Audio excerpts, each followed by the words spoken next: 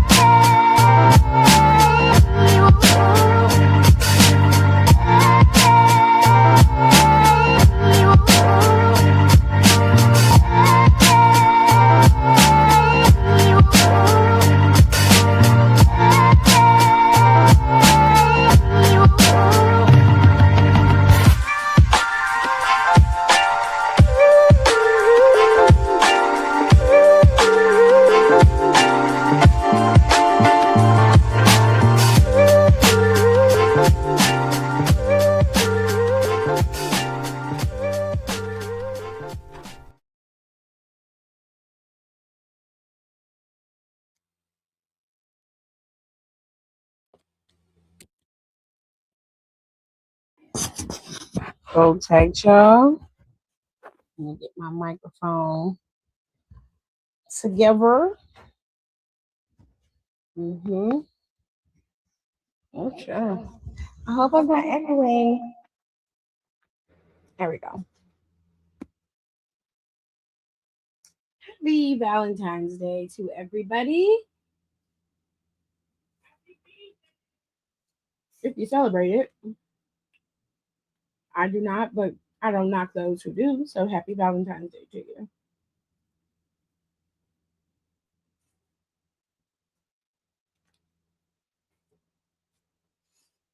We're going to read some more of the Blackish Blacker history book today.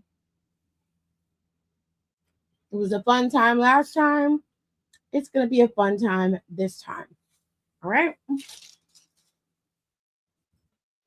So let me get my light.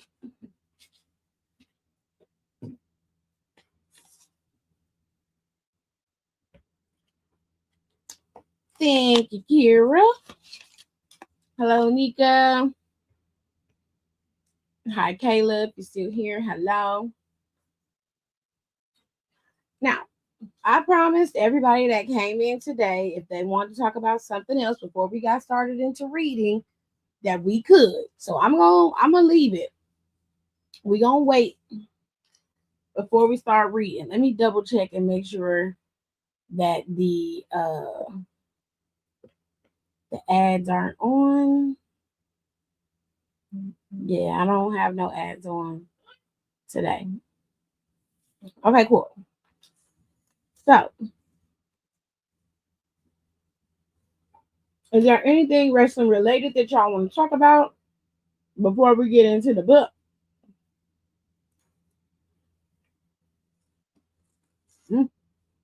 Numbers went up real quick.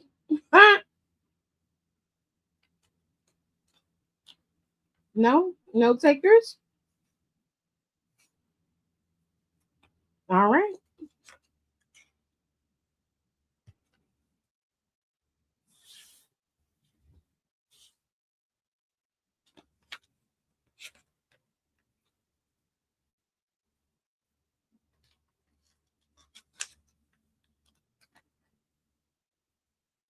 Oh, it's a big salad.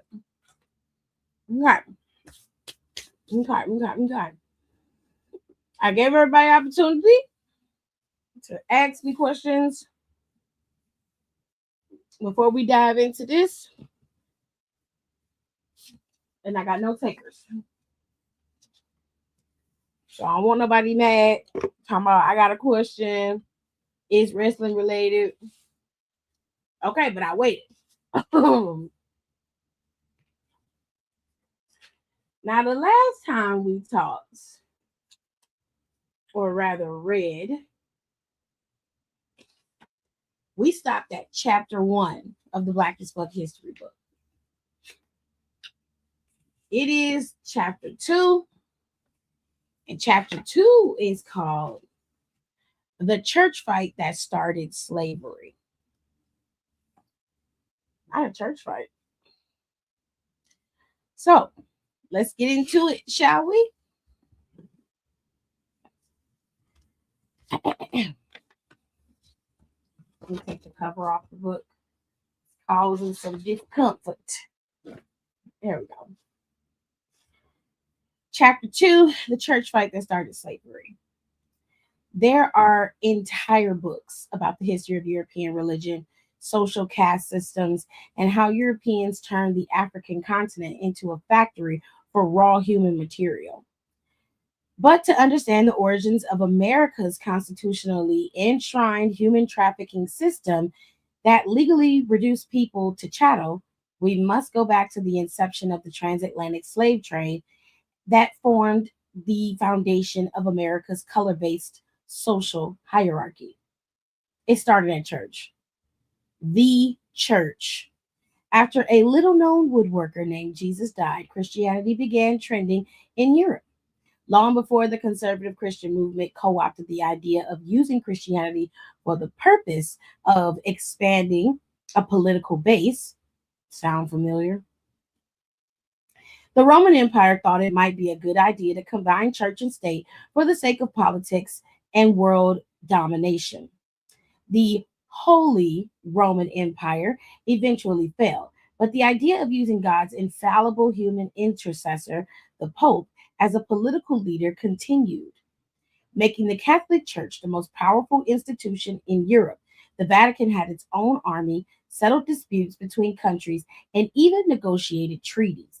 In 1054, what's that?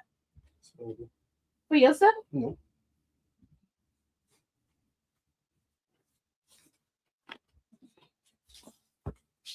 They had this much chicken in the salad.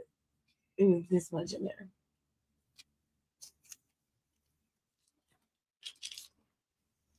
This is a lot of smoothie. I missed every damn thing. Because they wanted to show the Olympics at prime time. They taped all the NBA stuff early and then put it on at 5 o'clock. So now I gotta hope the Peacock put it up there and I can watch the replay later. I want to see Donovan won the damn 3-point shootout. Can I have a cup to pour this in? Because it's just inconvenient to sit open like this. Hold on, y'all. We're gonna finish reading in a second.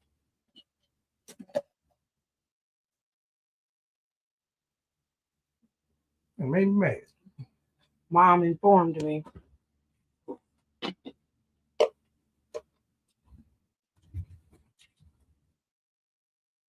Yeah. I just need some protein. You put some of your protein powder right here. No, I mean, Yeah. it's okay. When you come back upstairs, I'll tell you what I need or what I can eat.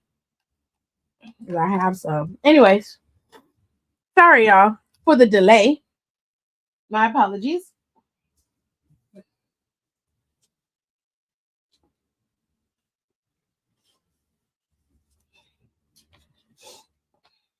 I apologize, y'all. Let's get back to it.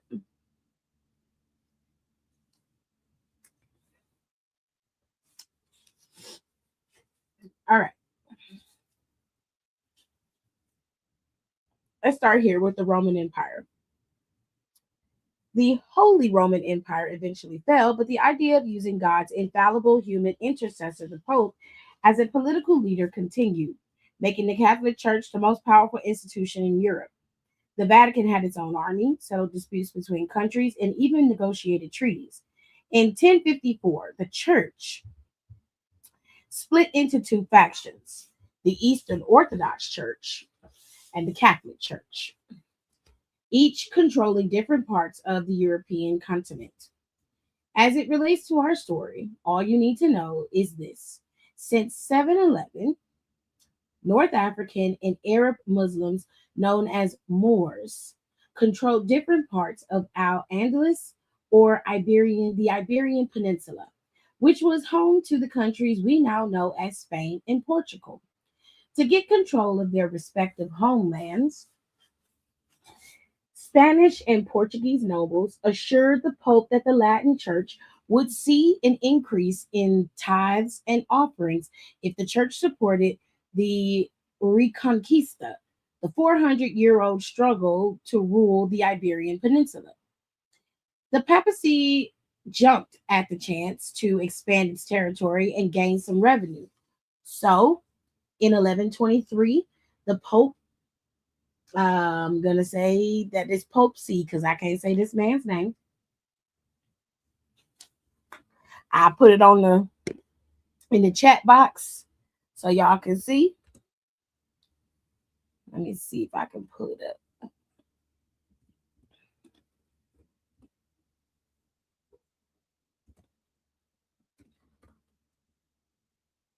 This is this man's name. We're going to call him Pope C. Okay? Not to be confused with Pimp C. So in 1123, Pope C proclaimed that the Reconquista was a part of the Crusades, a series of religious wars to control the Holy Land and make non-Christians disappear.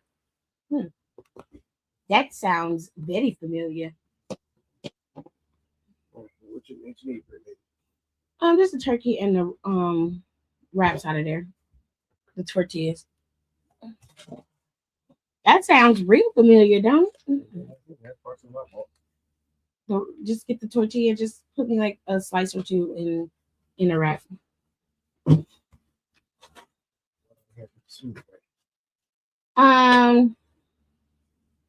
During this constant conflict between the Christian and the Islamic kingdoms, Africans, Eastern Europeans, and Asians were all subject to varying forms of servitude.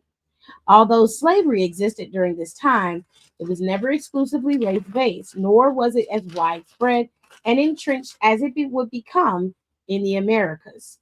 By the time Spain and Portugal reconquered their homelands in the early 1400s, centuries of warfare had left both countries in dire financial straits. Meanwhile, other European countries had emerged from the Dark Ages, finished their crusades, and revitalized their economies. If Portugal or Spain had any chance of existing alongside their European counterparts, they both needed new sources of income, and the best way to do that seemed to be through gaining control of the peninsula.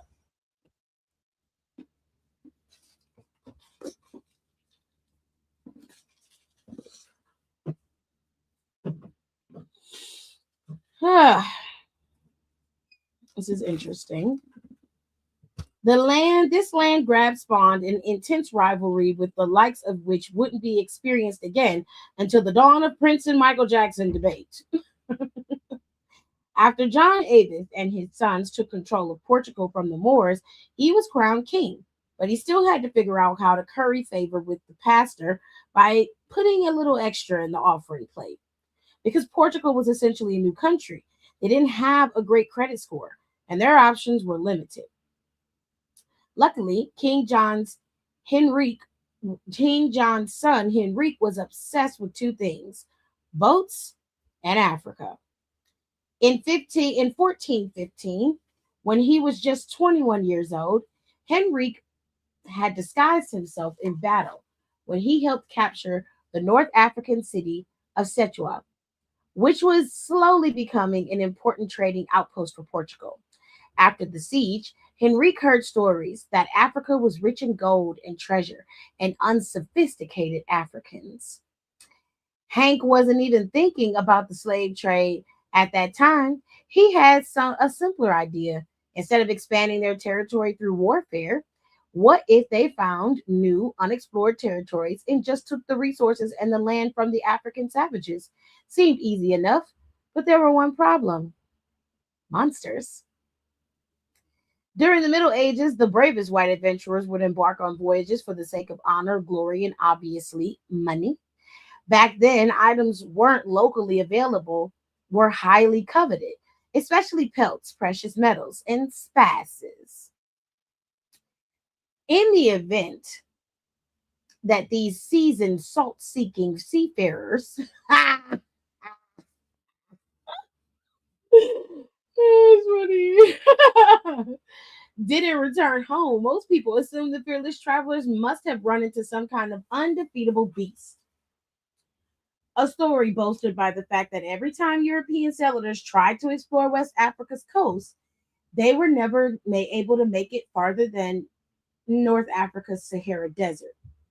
It had to be monsters, right?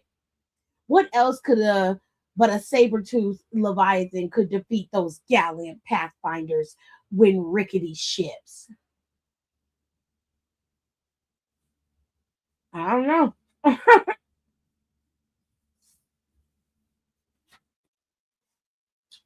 Undeterred, Henrique sailed off to figure out where the Africans trading in the North African province of Setua were getting all this gold. By time and time again, he failed miserably on his mission to make it there. I hope y'all can hear me. Let me put it on my book. Maybe you can hear it better. All right, cool.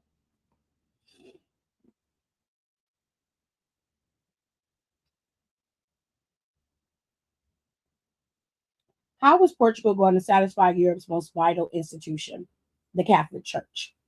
If he didn't have a pot of gold, if he didn't have figure something out quick, the church might just let his neighbors in Spain take over.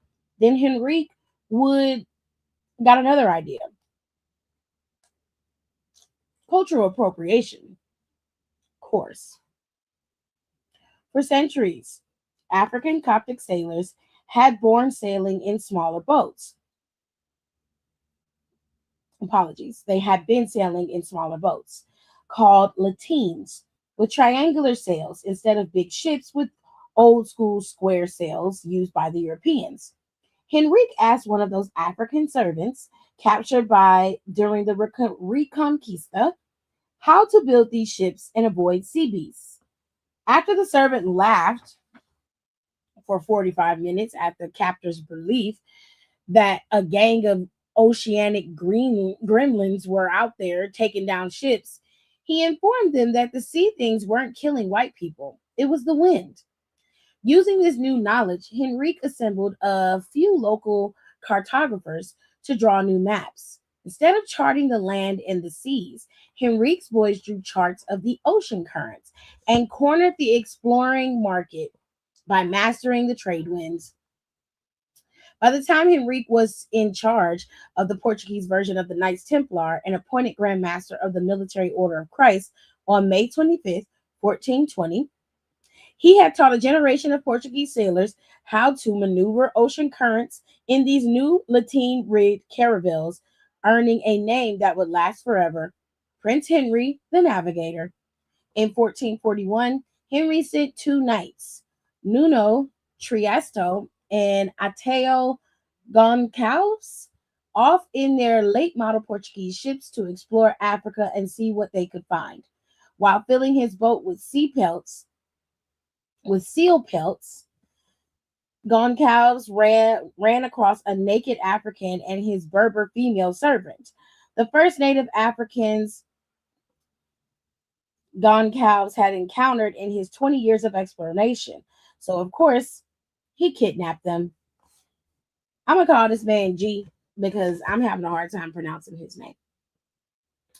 When G met up with Tristiano's boat, I'm going to call him T, the, the two had decided to, if T's African servant, who just happened to be with them, could interpret the unclothed black prisoner's language and tell them where the gold was.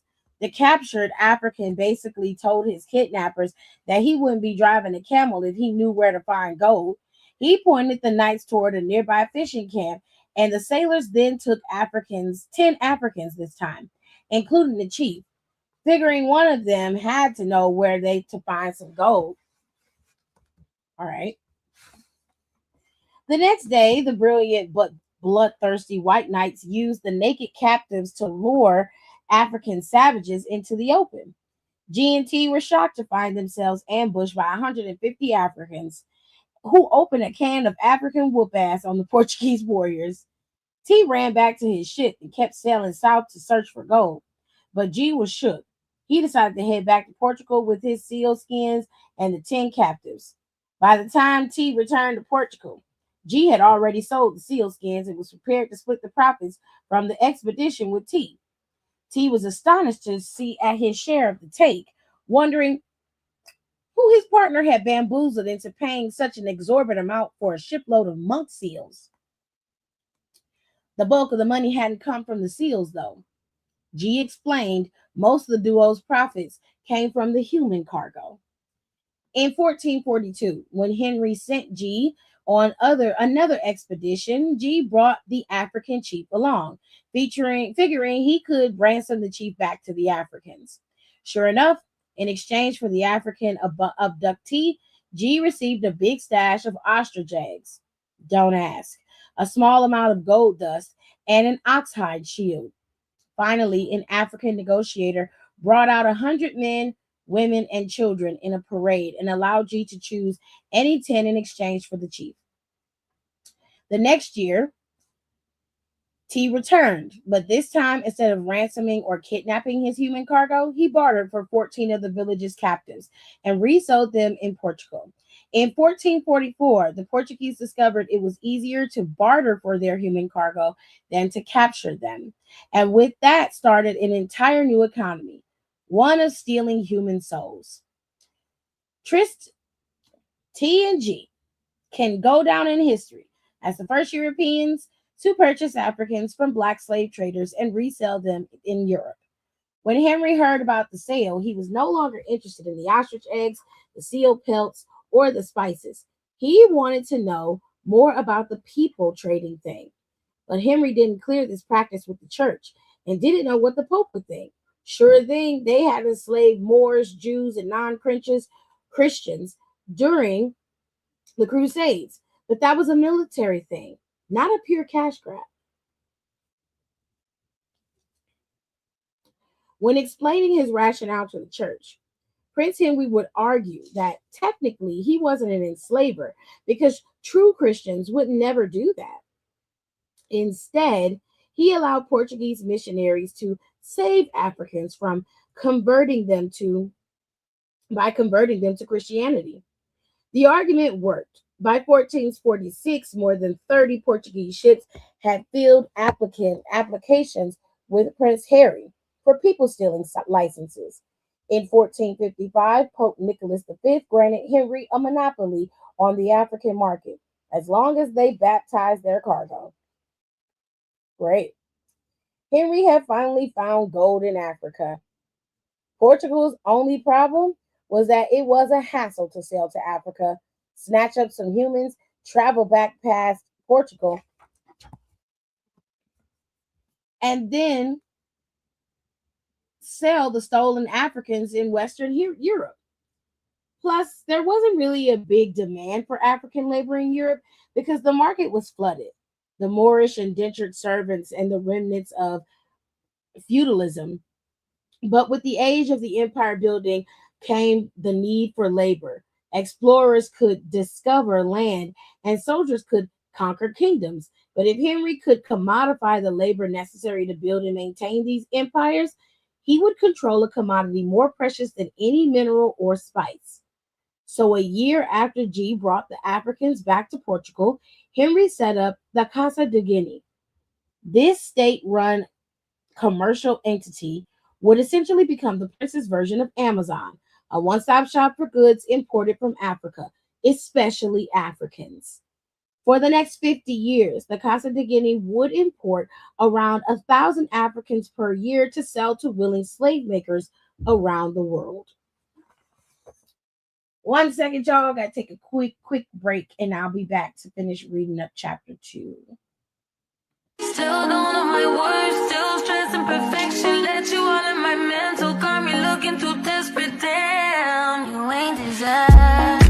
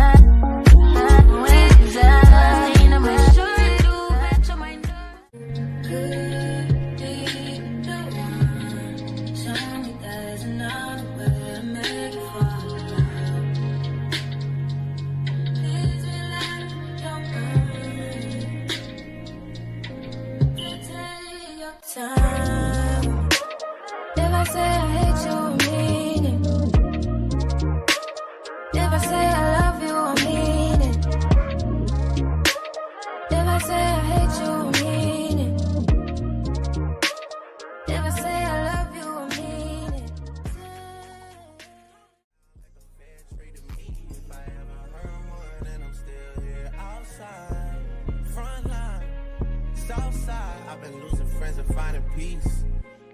Honestly, that sound like a fair trade to me.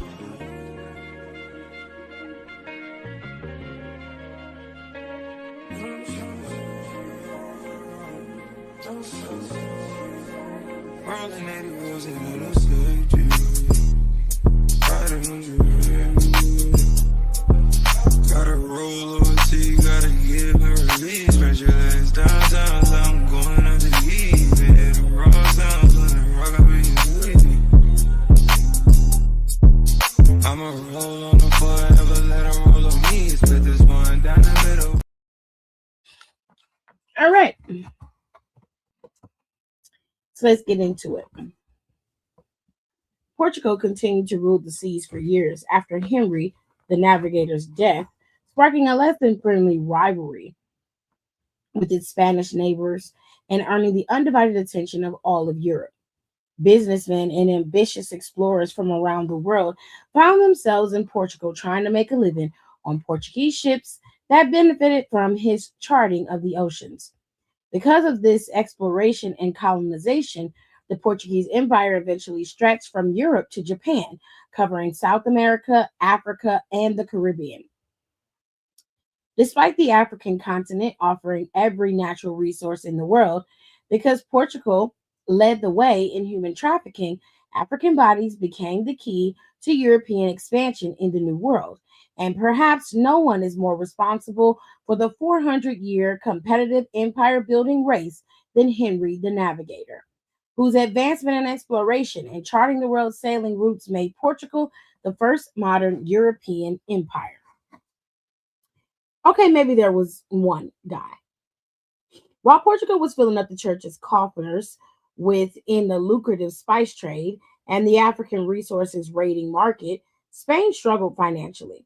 It tried to emulate Portugal's success on the seas, but Portugal always seemed to beat it to the rich African ports.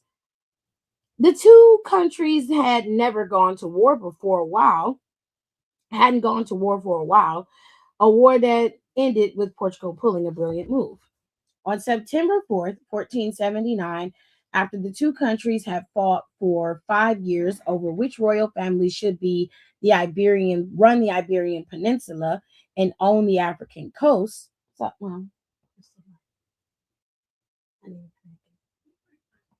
Okay, I had to tell Jared to come get it because I don't know where he put it. It's in here somewhere. Ask him if he has some because I gave him a bunch of them. Oh, Lord.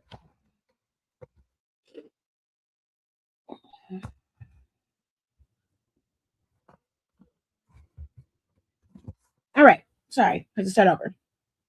On September 4th, 1479, after the two countries had fought for 5 years over which royal family should run the Iberian Peninsula and own the African coast, Portugal had to admit that Spain had won and ceded their rule on part of the peninsula to Queen Isabella and her husband Ferdinand.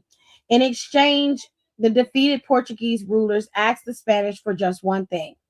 Portugal only wanted exclusive ownership of everything they discovered on the high seas. Spain could have the rest. The Spanish quickly signed the deal and laughed all the way to the bank, as Portugal hung its head, stifling its own chuckles. Isabella, Spain's new queen, felt empowered and protected by the attorney Reis, the church ratified deal that made Spain's royalty the eternal ruler of the peninsula, except for the relatively small sliver of Portuguese land. She didn't care about those tiny boat-driving Portuguese idiots. They were probably going to get devoured by monsters anyway. And all Portugal managed to get in return for this deal was everything else in the world. According to the treaty that was ratified by the church, Portugal now owned the entirety of the Great Sea Ocean, the Atlantic Ocean, and everything in it, all the way to India. All of Africa now belonged to Portugal, as long as they could get past the sea dragons. This also meant that Portugal owned in 1479, nothing else existed in the Atlantic Ocean besides Europe and Africa. Of course, there was that weird guy who kept coming around talking about sailing west to India. That guy was crazy, right? This strange guy wasn't wealthy, smart, or talented, but he had started working on Portuguese ships at the age of 10, even though he was Italian and had absorbed everything the Portuguese seafarers taught him. He considered himself to be Portuguese at heart because he was obsessed with Henry the Navigator, who was already dead, and eventually married a noblewoman from Portugal. Noble women love sailors. Ask Popeye. The guy had been telling anyone who would listen that he could find a path to India by sailing west, away from Africa, which is unheard of.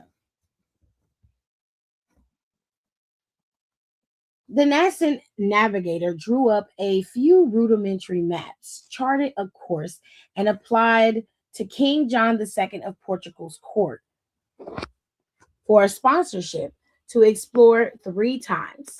But Johnny Jr.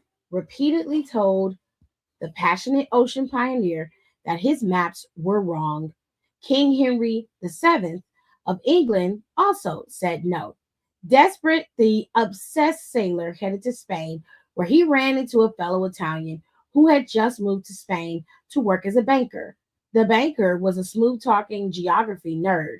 He told the sailor that his maps were wrong, but as the banker and the sailor became friends, they discovered that they had the same obsessions.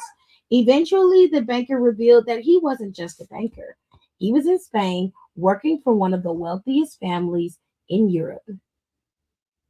The Medicis.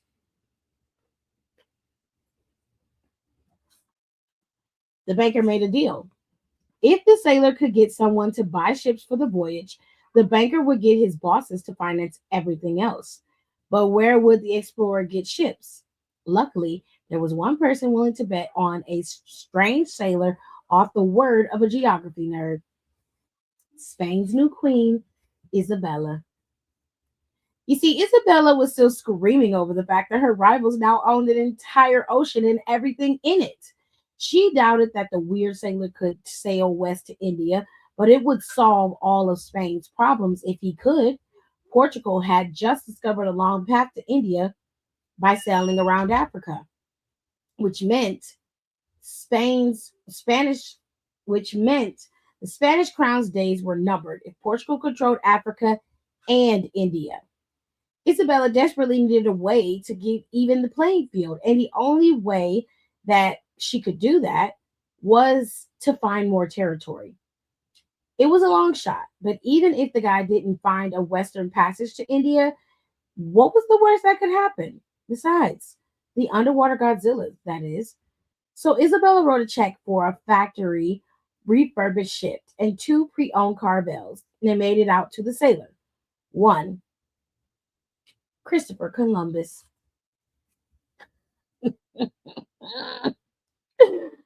Well, he didn't find India.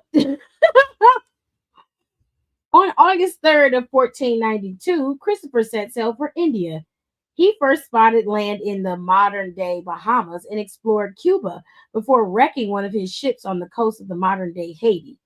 During his initial voyage, Columbus noted that the Indians were so primitive that he could conquer the whole of them with 50 men and rule the land as he pleased. You might want to stick a pin in that. Columbus knew that Isabella hated slavery, but since her army had already captured much of the Iberian Peninsula, she had soldiers to spare. These conquistadors would have no problem dominating these island people, Columbus figured. When Columbus returned, he pulled into a rest stop in Portugal and discovered that he had just happened to park his boat right next to King Johnny Jr.'s vessel. Incredibly, the previous sentence is not a joke. Excuse me. Knowing that everything in the Atlantic Ocean belonged to Portugal, the sailor initially kept the news of his discovery from the king. By the time the information wafted through the Iberian Peninsula, Junior had already filed a claim arguing that the newly discovered land belonged to Portugal. His skilled cartographers had charted a course to this place, that no one had ever seen. And as it turns out, their maps were accurate. Both sides went to the new pope to settle the dispute. Junior argued that this place was called the West Indies, was not actually in India. And since papal decrees were essentially the word of God, since the islands were in the Atlantic Ocean, the land legally belonged to Portugal. On the other hand, Isabella argued that God's representatives didn't even know about the islands when those treaties were made. Therefore, the Columbus territories belonged to Spain. To settle the controversy between the churchgoers, on May 4th, 1493, Pope Alexander VI drew an arbitrary line on a map. He declared that everything west of the line, including the islands discovered by Columbus, belonged to Spain. Since Portugal already owned Africa, the papacy decided that east of the line still belonged to Portugal. The only problem with this deal is that there wasn't anything east of the imaginary line besides Africa. A year later, the Treaty of Tordesillas, I think that's how you say it, sorry if I'm messing it up, officially sealed the decision. Isabella essentially had used Portugal's old tricks to win ownership of the West Indies.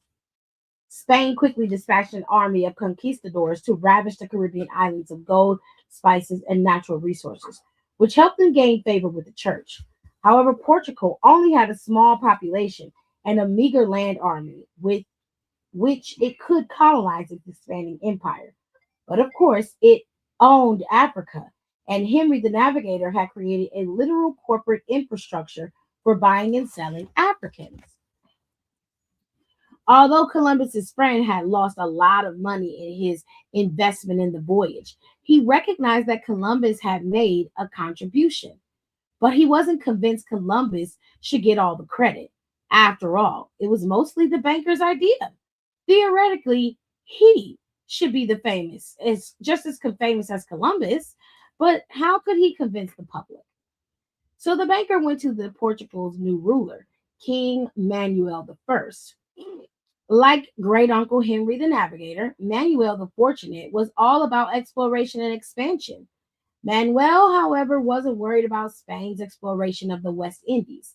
He was content to let Spain have a few islands in the middle of nowhere because in 1498, Portuguese explorers had finally found a sea passage to India.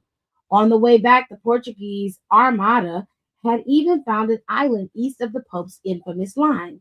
Still, Manny wasn't impressed by the banker's knowledge of the geography, especially when the banker detailed his previous expeditions to the West Indies. The banker showed Manuel charts and maps of places that no one had ever seen.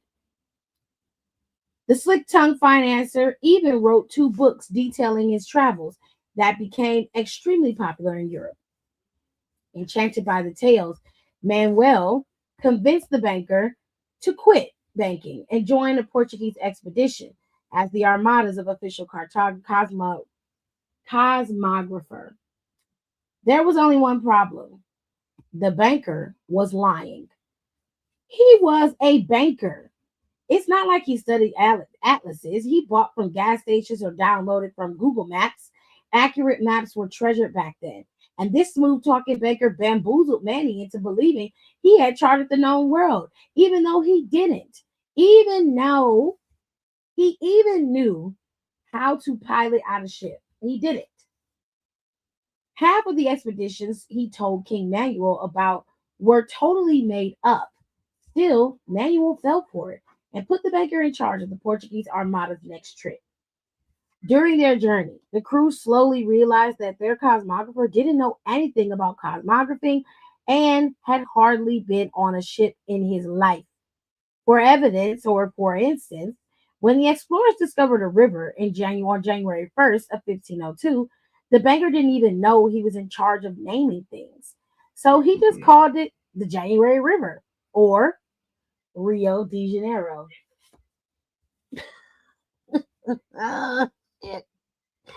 As for the new land, later merchants looked around and recognized a tree growing in abundance, the Brazil wood, and began referring to the new island by its most abundant export, the land of Brazil.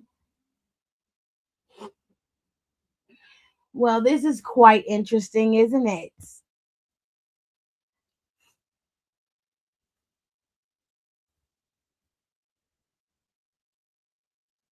Hey, Don. They found me. It's stuck. By the time the expedition returned to Portugal, the banker's ruse was up. The crew realized that he didn't know anything about navigating. In fact, the banker was so terrible at his job that more experienced navigators had to explain that they hadn't been island hopping. They were exploring one giant last landmass. The banker still couldn't let Columbus one up him, so he ran back to Spain and started spreading the rumor that Portugal had found a new continent, all because of him. He even produced a letter that most historians now believe was a hoax, which gave him credit for everything on the official Portuguese map, including the new continent and its banal name, the New World. After Christopher Columbus died in 1506, the banker began spreading the idea that he had taught Columbus everything he knew about exploring, and the public started to buy it. In 1507, someone took all the geographic information from Henry the Navigator, Portuguese explorers, and the late Christopher Columbus and combined it into one atlas, the Introduction to Cosmography. The book was meant to accompany a mass produced wall map in globes. It had no new information and held no historical significance, except for the fact that it published that fake letter from the banker, and the author suggested a new name for the New World. I see no reason why anyone could properly disprove of a name derived from that of Amerigo, the discoverer, a man of a sagacious genius. A suitable form would be a marriage, meaning land of Amerigo, or America. Dun dun dun. We've discovered how we've gotten our name for our continent. Isn't it marvelous, children?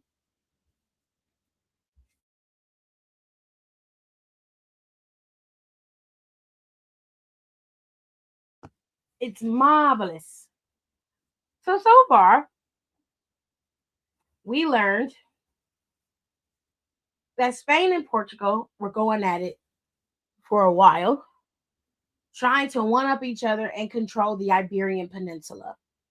When they finally were able to come to an impasse about this peninsula, one side got what they wanted, or so they thought, and the other side got to control everything else. Once Spain realized that Portugal had a corner on the market, they began to try to find a way to circumvent Portugal.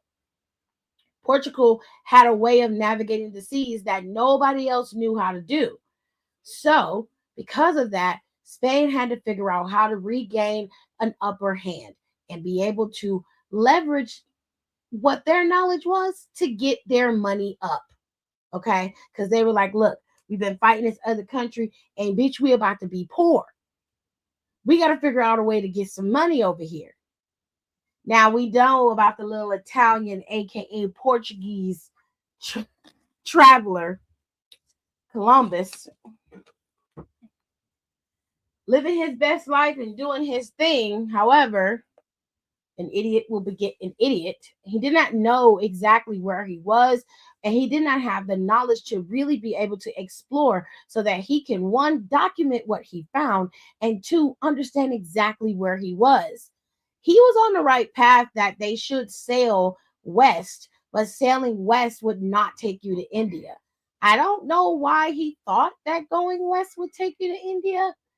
I'm very confused by that. But I guess he figured there was only they had to come by it somehow.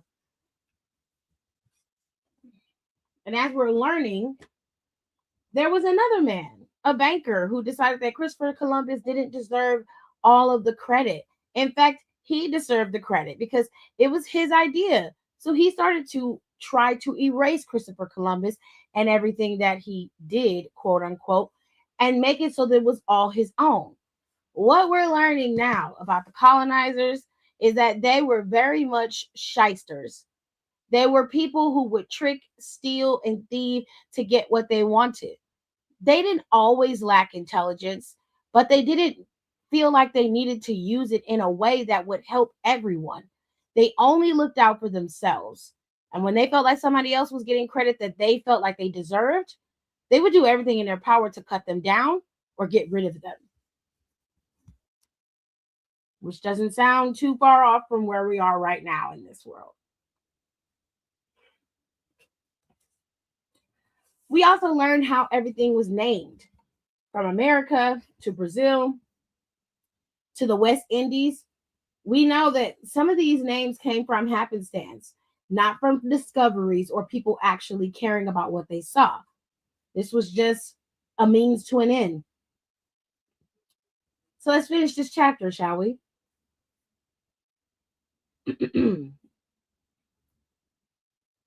So they referred to the island by its most abundant export, the land of Brazil. And it stuck. By the time the expedition returned to Portugal, the banker's ruse was up.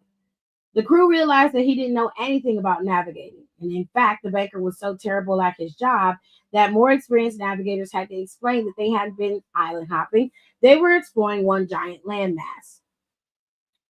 We read this part. 3 decades later, Gerardus Mercator's, Lord have mercy, Gerardus Mercator's influential map would name the North and South continents after the charlatan Amerigo Vespucci, even though he had done nothing. Vespucci's name would be entrenched in history, making his namesake the perfect one for a country built on deception and lies. You see what I mean? By the early 1500s, the crown had profited dramatically from Columbus's exploration. In 1503, Isabella created the Casa de Contracción, a trading corporation that was essentially the Spanish version of the Casa de Guinea.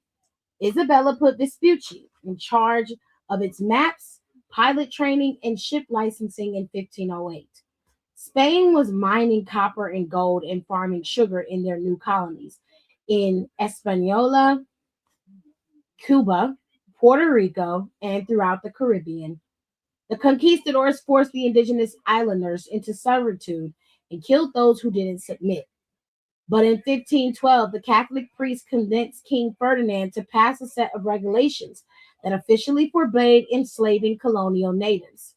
The laws of Burgos originated from the Catholic friars, who disliked the inhumane treatment. The priests wrote damning letters and pleading sermons, suggesting that the Spanish would convert the new Indians to Christianity instead of abusing them. The priests' protests didn't matter. The indigenous people were dying anyway. The natives had no natural immunity to European illnesses, so entire Caribbean populations died from diseases. Hispaniolas, native Taino population went from 500,000 to 200 in less than 50 years because they were literally allergic to white people. Jesus Christ. It took 40 years for 90% of Cuba's population to disappear. Puerto Rico took 30 years. But those priests were not altogether altruistic in their protests. This was not about human rights. They fully understood that building an entirely new society required human subjugation. Nearly all of them agreed that there was a better way to go about colonizing the new world. Take a guess at where they wanted to go. Just run it through your brains. Just a little bit. African slaves. Desperate, the Spanish colonizers took the priest's advice and brought African slaves to the New World. But because Portugal still owned the African human being market, the first Africans in the Spanish colonies were actually brought from Portuguese traders, enslaved on the Iberian Peninsula, and then hauled as cargo to the New World. The Spanish believed that these Africans would be immune to European diseases and sturdier. They were partially right. Meanwhile, Portugal was making a fortune from harvesting the Brazil wood, trees, and growing sugar in Brazil. Then Portugal discovered an actual gold mine in Brazil. South America turned out to be a profitable investment. But how was Portugal's small population supposed to colonize two continents and extract the resources of an entire new world? The answer brings us back to T and G. Remember when T and G purchased the first batch of humans? When the African negotiator paraded out the prisoners, those 150 captives, including Europeans, Jews, Berbers, and some Africans. As a devout Christian, G knew the church wouldn't appreciate him bringing Muslims back to Portugal after ousting the Moors from the peninsula. The Europeans already likely had their own religion, as did the Jews. But G figured that the darker Africans would be less likely to flee captivity, would work harder, and be easier to convert to Christianity. One simple-minded decision would later be reinforced by Henry the Navigator's rules. Catholic decrees, the Costa de Guinea's rudimentary version of corporate regulations and stereotypes that would last until this very day. G scanned the diverse parade of prisoners and asked himself which ones would make the best slaves, and he chose the black ones. That was the end of chapter 2, ladies and gentlemen, and we've got some questions. Christopher Columbus did not discover. This is multiple choice. You tell me your answer. A, Christopher Columbus did not discover America. B, he did not consider himself to be Italian. C, he did not know what he was doing. And D, all of the above. Put it in the comment section.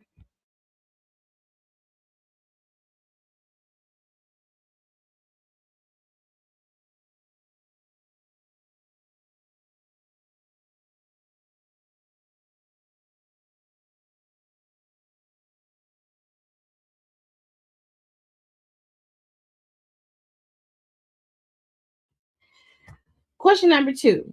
Who is responsible for slavery? Is it A, Henry the Navigator, B, T and G, C, white people, or D, every society has slavery, plus the Africans sold slave too? Why must you make everything about race?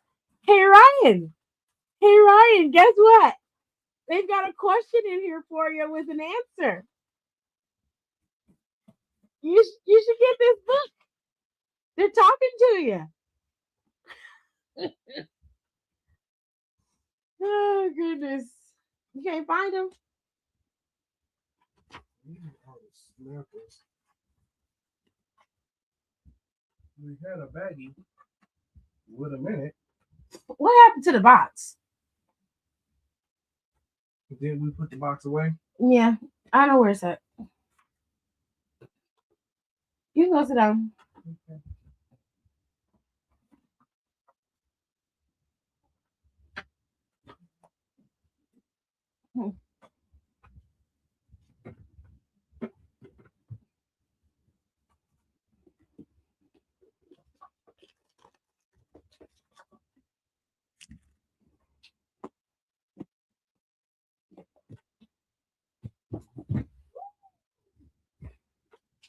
My bad, JJ. Yep, that's fine. Junior, here, come take that to grandma.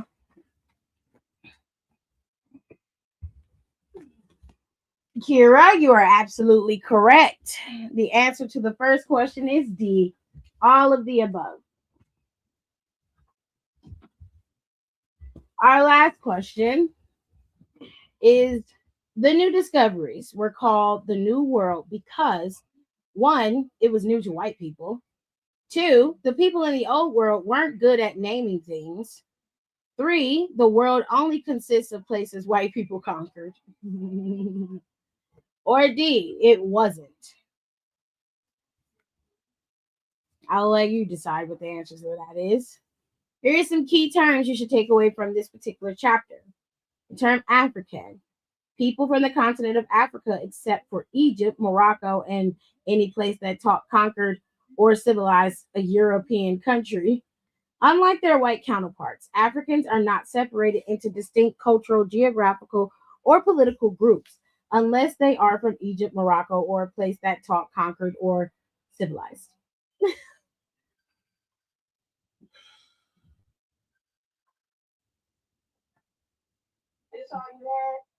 No, those are the only flavors that are in there. Flavors that are in the box.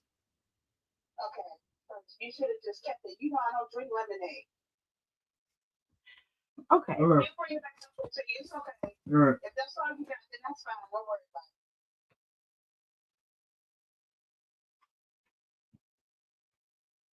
about it. I know I gave her more than just that.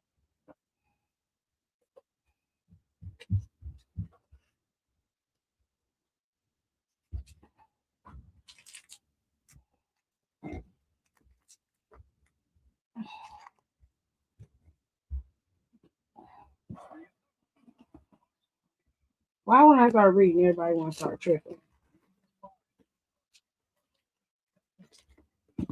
Every time. Yeah, it's just, oh, here's go. Kiwi strawberry. Boom.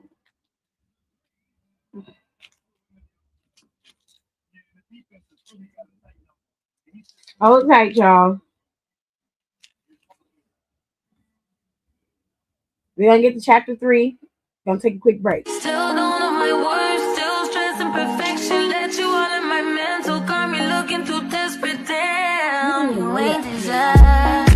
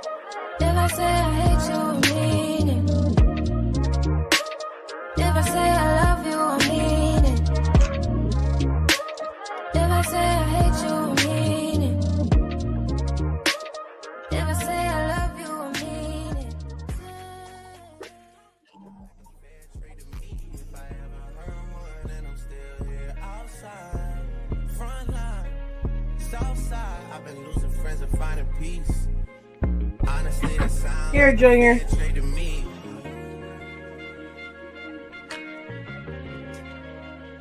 This is for Grandma.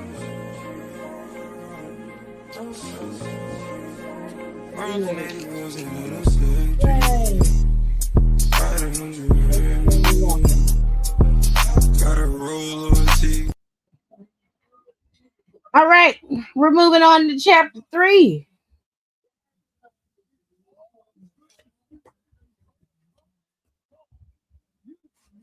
Chapter 3 is called Before the First African Americans.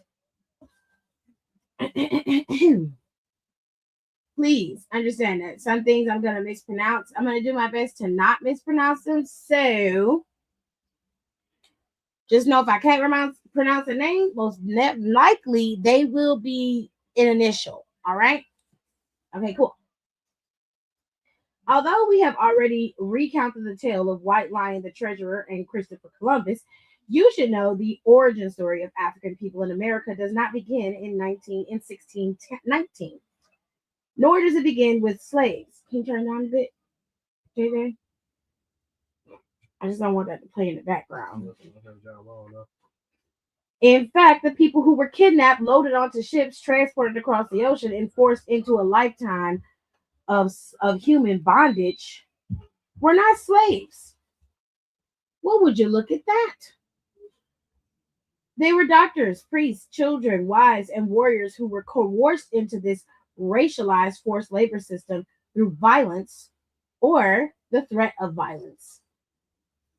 That they survived this legal state-sanctioned act of collective terrorism is a statement or a testament to their unextinguishable strength.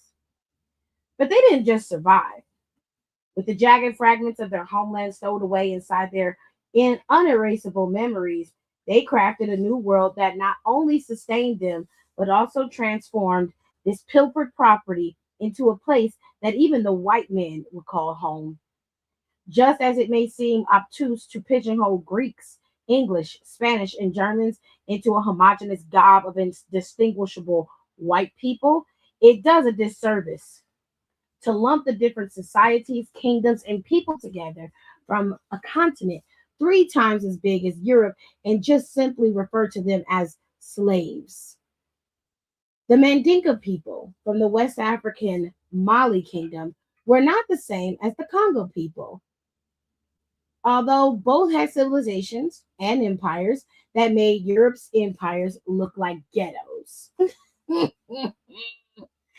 Since the beginning of time, the condition we broadly refer to as slavery has existed in so many different iterations that it almost is unfair to sweep all the different variations of human bondage under the umbrella of one language's inadequate definition.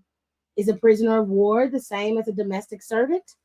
Does an unpaid worker serving a period of indentured servitude fall synonymous with a woman forced to enter an arranged marriage? Is criminal incarceration indistinguishable from mandatory military conscription? These are just a few historical examples of people who have been broadly defined as slaves.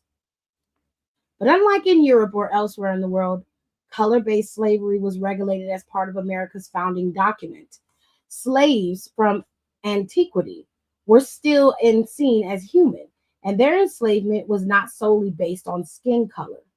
Slavery existed in Africa before white people showed up, but human beings were not commodified or chattel. In pre-colonial Africa, enslaved people had legal rights. Their statues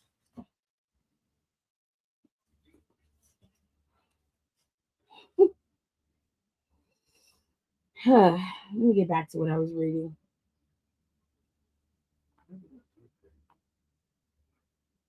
I lost my place.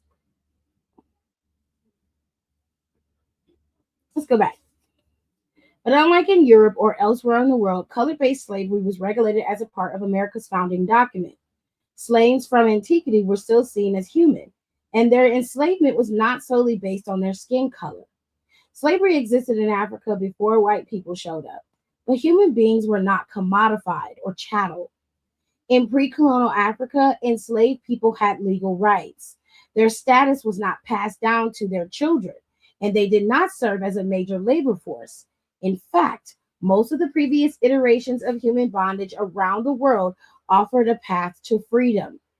To be fair, it is much easier to refer to America's unique institution as slavery than it is to call it the perpetual race-based constitutional human trafficking enterprise that legally reduces human beings to chattel through the means of violence or the threat thereof.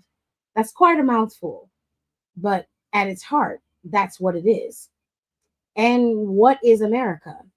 Is it a plot of dirt littered with the discarded bones of those who stood in the way of manifest destiny, or is it a constitution? There's a footnote. Plus, Europe is not a continent. It is a dingleberry of the Asian land.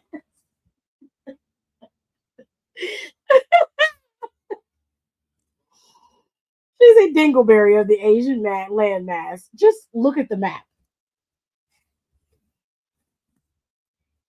In its assemblage of huddled masses yearning to breathe free, or is it merely a series of borders on a map? Was this idyllic dreamland the opportunity always here, beckoning the conquering swords of history to unearth its existence? Was it manifested from destiny out of thin air and gradually expanded across the continent like a virus? These are not rhetorical questions. To understand the history of Black people in this country, we must first come to a consensus on how we define this country. Because if what we refer to as Black history includes the jigsaw puzzle currently known as the United States of America, then the 20-something enslaved Africans who arrived in Virginia in 1619 were more than a century late to the cookout. Almost 100 years before, 104 white adventurers, as they like to call themselves, from the Virginia Company of London landed on a Virginia beachland On May 14th, 1607, Africans were already ventured to had already ventured to America, slaughtered natives, and built plantations. In the words of the immortal historian Ray J, we hit it first. Juan Geraldo was the first documented African American. Much of what we know about Geraldo comes from his probanza, or resume, which states that while he was from West Africa, born and raised, exploring is where he spent most of his days. Very cute. Born around 1487, Geraldo moved to Portugal before eventually landing in Spain. Converting to Christianity, changing his name to what translates as Handsome John because, of course, some researchers speculate that he was a formerly enslaved Congolese man whom someone eventually freed. In contrast, historian Ricardo Allegra believes Geraldo was the son of an African king who sent him to Portugal as an emissary. In any case, in 1503, at 15 years old, Geraldo joined explorer Juan Ponce de Leon's expedition to the New World, landing in Hispaniola. From there, Geraldo and Ponce de Leon enslaved and killed Tano around the Caribbean, searching for the fountain of wealth. There is a footnote on this page. The footnote says the fountain of youth was a myth created years after Ponce died. So they were looking for the fountain of wealth. Interesting. In 1508, Geraldo was one of about 50 soldiers, conquistadors, and enslaved men whom Ponce de Leon, whose name translates roughly as Ponce de Leon, selected to go on a gold stealing quest in the island of Burican. However, the natives that weren't down with having their wealth hijacked by newcomers who weren't from their hood, tired of the constant raping, pillaging, and enslavement of the indigenous Carib and Tano people, joined forces and went to war against the armed robbers. But by then, the traveling bandits had given the Caribbean island a nickname that inspired an influx of Spanish thieves to come searching for treasure: Puerto Rico. How could any adventurer larcenist resist the temptation of a port of riches? On April 3rd, 1513, Geraldo, Ponce de Leon, and their squad of strong-armed gangsters, still searching for a place to rob, stepped onto the shore of a new land. As they arrived on the coast, they decided to name the location in honor of the Easter season, because land of now and later colored linen suits was too hard to translate to Spanish. Ponce decided to name the land after La Pascua, Florida, the Feast of Flowers. They only stayed for 5 days, but their discovery still arguably makes Geraldo a two-time Black founding father. Ponce decided to head back to Spain and was eventually rewarded with the rights to govern Florida and steal all its riches, on one condition: he had to read a proclamation to the natives that they were now the subject of King Carlos I. Look, I know it sounds stupid, but in the 1500s, very few process servers had ships with alternators strong enough to cross the Atlantic. So this is how white people claimed stuff. They literally just yelled out that they claimed this land, and that was it. So when Ponce showed up later with his handsome Black friend, the natives weren't as friendly as Ponce assumed they'd be, but Ponce kept trying. In 1521, Massa P pulled up. It literally says Massa P in the book. Massa P pulled up in South Florida with horses, supplies, and 200 men, intent on conquering this land. During his previous tries, Ponce had met a member of indigenous Calusa people who promised him their prospective subjects would meet the conquerors with open arms. When Ponce and his crew arrived at present-day Charlotte Harbor, the Calusa were anxiously waiting to meet their new neighbors.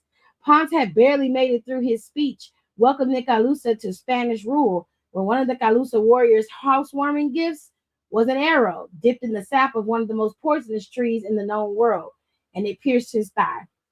Ponce's whole staff and crew and record label hightailed it back to Cuba.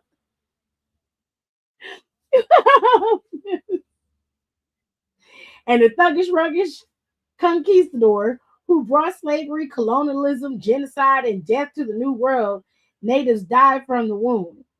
In the first case of white splaining, Spain would blame Ponce de Leon's death on the very savage and belligerent Calusa Indians, who were not accustomed to peaceful existence. While Ponce de Leon was initiating his 5-century plan to gentrify Miami Beach, Geraldo had hooked up with a new white friend, conquistador Hernando Cortez, and joined the Spanish conquest of Mexico. After participating in the genocide of more than 100,000 Aztec warriors, Geraldo settled in Mexico, married and had children, and eventually became the first human being to grow wheat in the Americas. Unfortunately, everyone knows corn tortillas are superior to whole wheat ones. So Geraldo's flour plantation didn't make him a wealthy man. That's when his conquistador homeboy, Cortez, tempted him with one last heist. According to Cortez, there was another island west of Mexico filled with gold, pearls, and treasure that was ruled by a tribe of black Amazon warrior women. That perked up Geraldo. Geraldo figured it was an in and out job. He and his not so good looking white friend could easily defeat a group of bedazzled quiches. So Geraldo borrowed a few bucks for the expedition and hit the seas with his Cortez, only to find a barren wasteland that had very few black Amazons. There's a footnote here. Let's read it. Footnote number 1. I'm not laughing. That's the way I cough. Footnote number 2. That we know of, colonization kind of messed up the indigenous people's records. Fair enough. Warrior women. There were no black warrior women sporting gold herringbone necklaces. Geraldo returned to Mexico broke and disappointed, and Cortez is later named the newly discovered peninsula after the mythical black pagan warrior queen, Galicia. Galicia didn't exist, but it's worth noting that a black man was on the mythical island of California nearly a century before the Mayflower left England. In 1538, dead broke with 3 kids to raise to Mexico, Geraldo submitted his claim for a pension to the King of Spain, summarizing his credentials. I, Juan,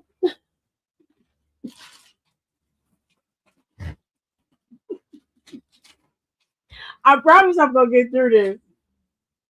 I, Juan Geraldo, black resident of Mexico, appear before your mercy and state that I am in need of making a probranza to the perpetuity of the king, a report on how I served your majesty in the conquest and pacification of this new Spain from the time when the Marquis de Val, Cortez, entered it, and in his company I was present at all the invasions and conquests and pacifications which were carried out, always with the said Marquis, all of which I did at my own expense without being given either salary or allotment of natives or anything else.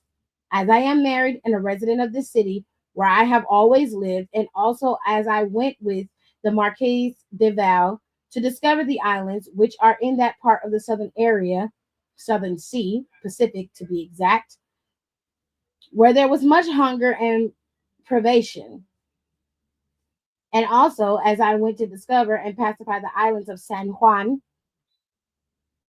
de Birken, de Puerto Rico, and also as I went to the pacification and conquest of the islands of Cuba and the Diego Velázquez, and all of these ways for 30 years have I served and continue to serve your majesty. For these reasons stated above, I do petition your majesty, and also because I was the first to have the inspiration to sow wheat here in New Spain and to see if it took. I did this and experimented at my own expense. So this was his letter to the queen to get some type of pension. Let's see if it worked. He sent this letter in 1538. By 1550, Geraldo had died. Oh, other Africans, free and enslaved, had already made their mark on this new world.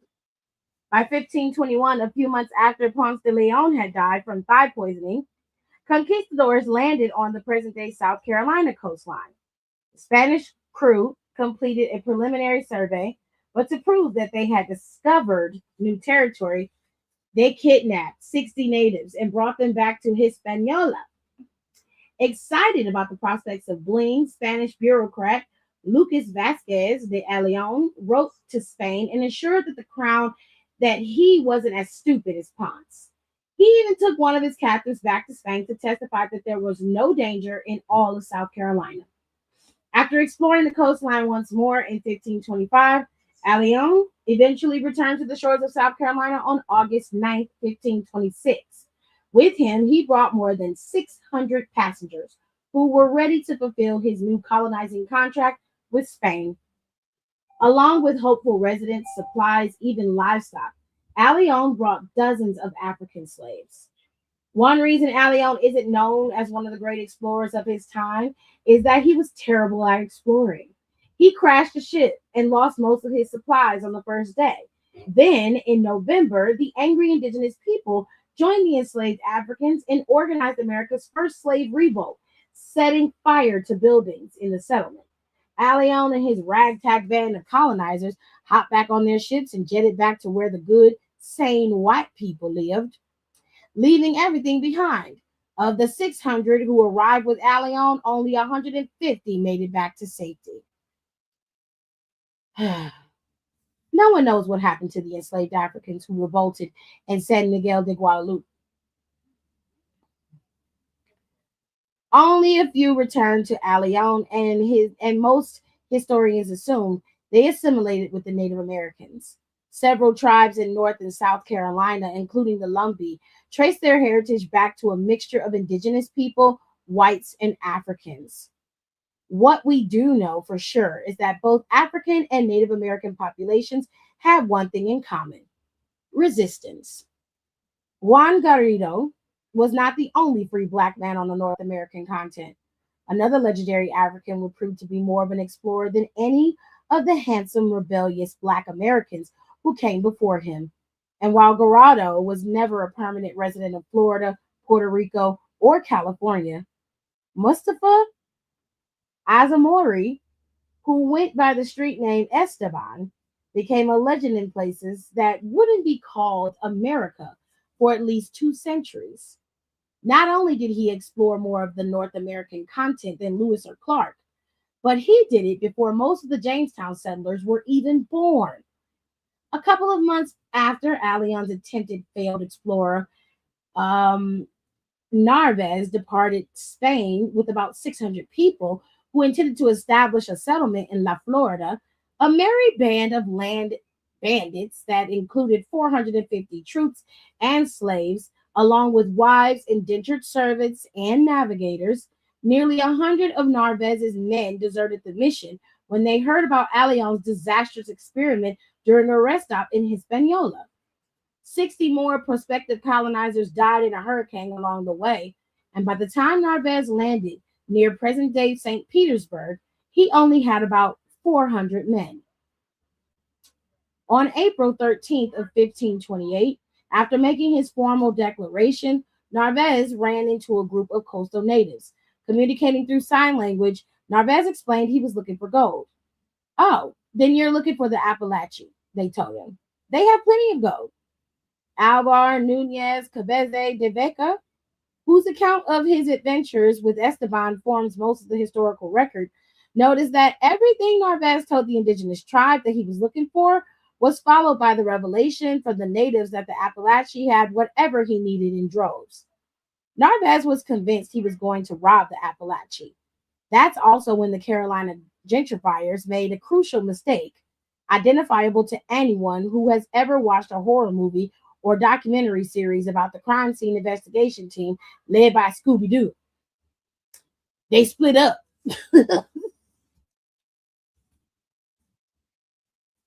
Esteban knew that splitting up is the most ill-advised move in all of history. It would later cause the Revolutionary War, the Civil War, and the destruction of the Five Heartbeats. I still stand by the fact that JT could actually sing better than Eddie King Jr. That's a cultural callback. You gotta know to know, babe. And if you notice, this book does not contain a single chapter about Harriet Tubman telling passengers on the Underground Railroad, you go this way, I'll go that way.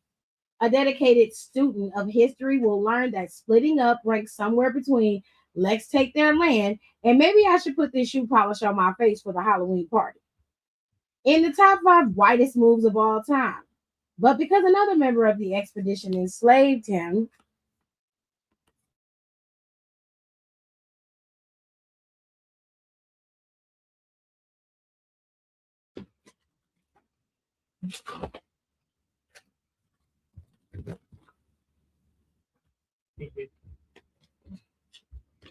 sorry,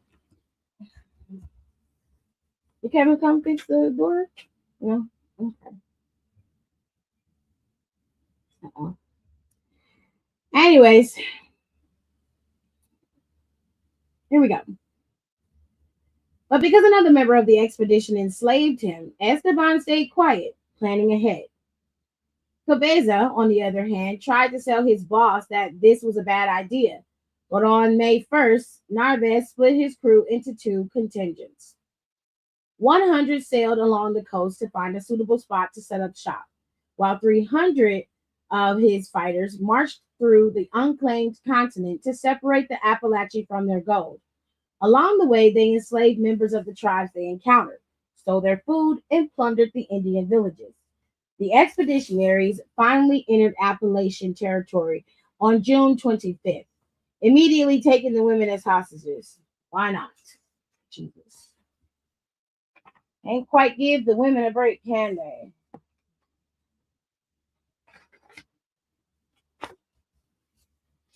Woo!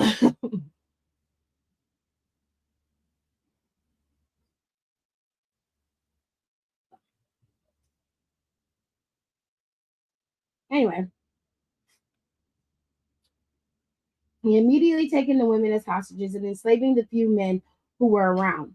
Narvaez settled down in his new territory and forced female natives to make food for his men. Before looking for gold, the new warlord made everyone else leave the village.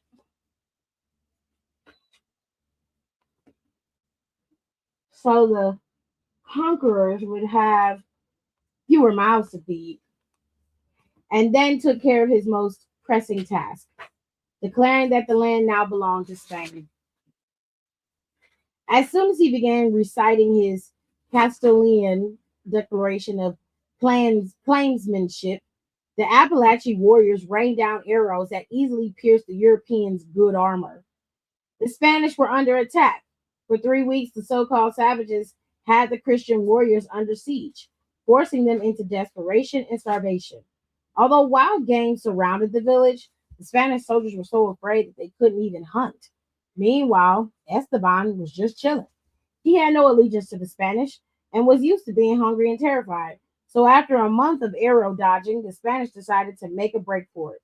Esteban grabbed his duffel bag and headed out too. As the conquistadors sprinted for the coast, the disgruntled natives chased them, killing every white man they saw. Not only did the Spanish get their mollywopped, but they also had to trudge through the Florida swamp hungry, goatless, and enduring showers of arrows.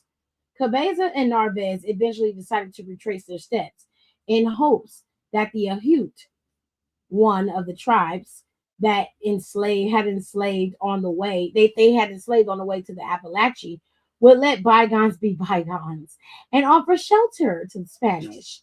But when they arrived to the HARRIOT village, the Indians had burned their encampment to the ground and vanished. As it turned out, there was communication between tribes up and down the coast, warning of the fleeing conquerors. And all these tribes knew that if anyone could get rid of the white bandits, the Appalachians could.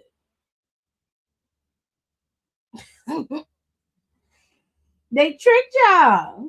They was like, going up to that Appalachian Mountain. They got all the shit. Gone up there. And the Appalachian did.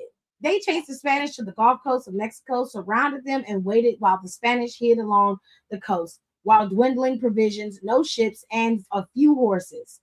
Desperate, the Spanish decided to eat the horses, melt every piece of metal they owned, chop down some trees, and make rafts in hopes of escaping to anywhere. In September 22nd, Esteban's Spanish slave masters pushed 533-foot-long boats into the sea. Two of the surviving rafts landed in Texas, and for 4 years, Esteban watched his white slaving army die off while he thrived. In 1532, only 4 of the original 600 were still alive: Esteban, Cabeza, and 2 other white boys.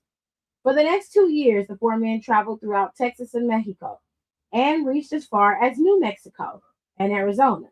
Ironically, Esteban proved his worth to his former enslavers by helping them escape after all. Texas natives repeatedly enslaved the colonizers during their 3,500-mile overland trek through present-day Texas to New Spain or Mexico. As an Arabic-speaking African who traveled with Spanish-speaking Christians, Esteban displayed a remarkable propensity for language and communication. He was able to learn sign language and interact with tribes throughout the Southwest and Mexico, for saving his Spanish settlers' lives numerous times. When they reached Mexico City, the Spanish rewarded Esteban with the whitest gift ever. He was re-enslaved. Oh, Esteban. You should have killed him. I'm going to take a quick break and then I'll be back and we'll finish up chapter 3. Still don't know my words, still stressing perfection. Let you all in my mental, got me looking too desperate. Damn, you ain't desire.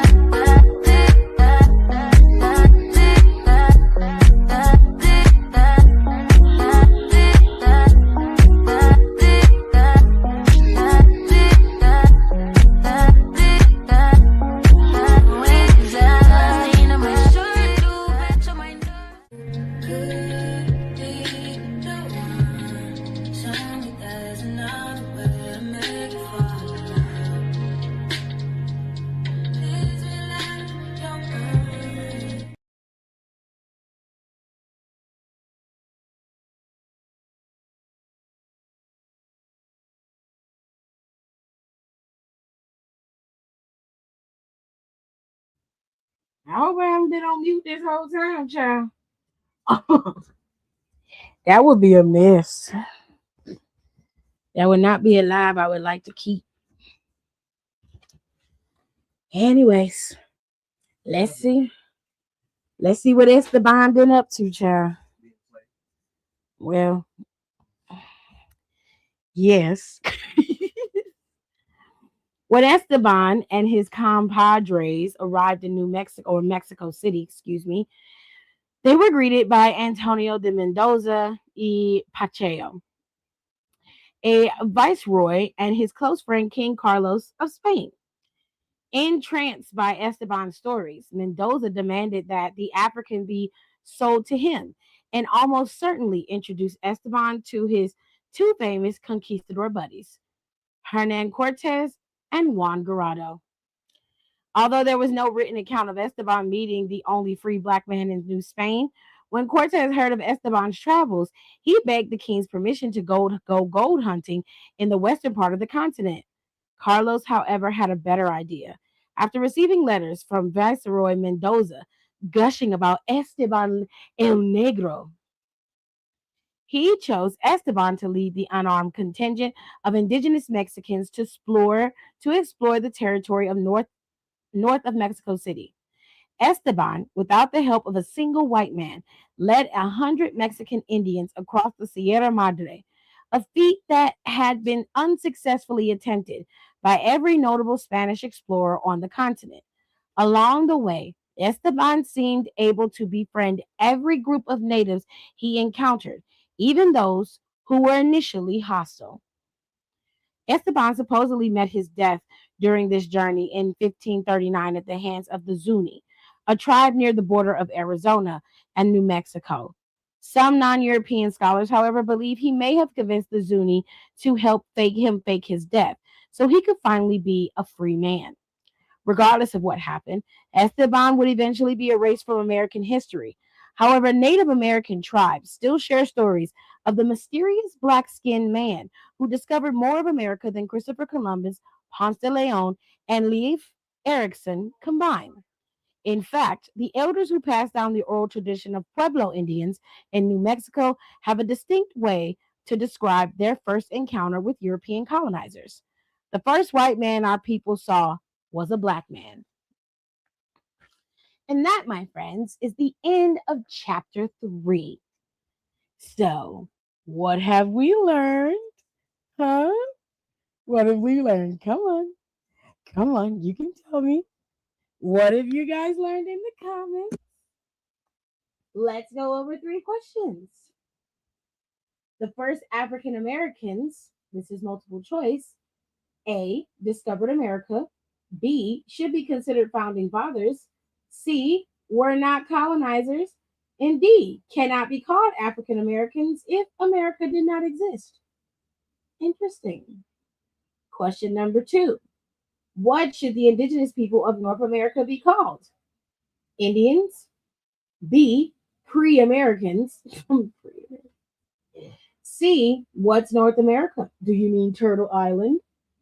Or D, whatever you want to be called. I say let them be called what they decide they want to be called. And number 3, who were the first settlers in America?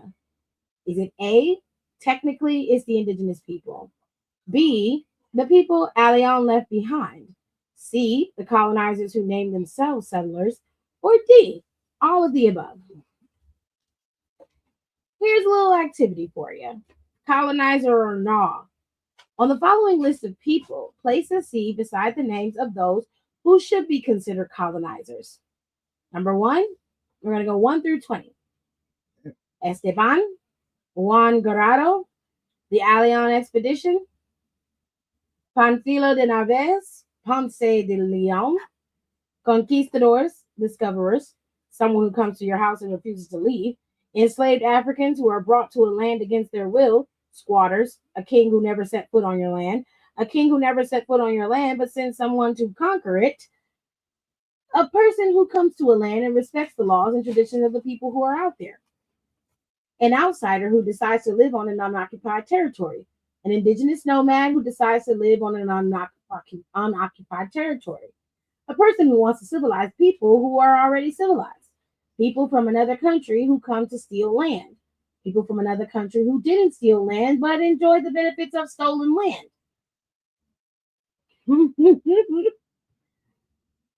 from another country who fund land theft operations, or finally, America.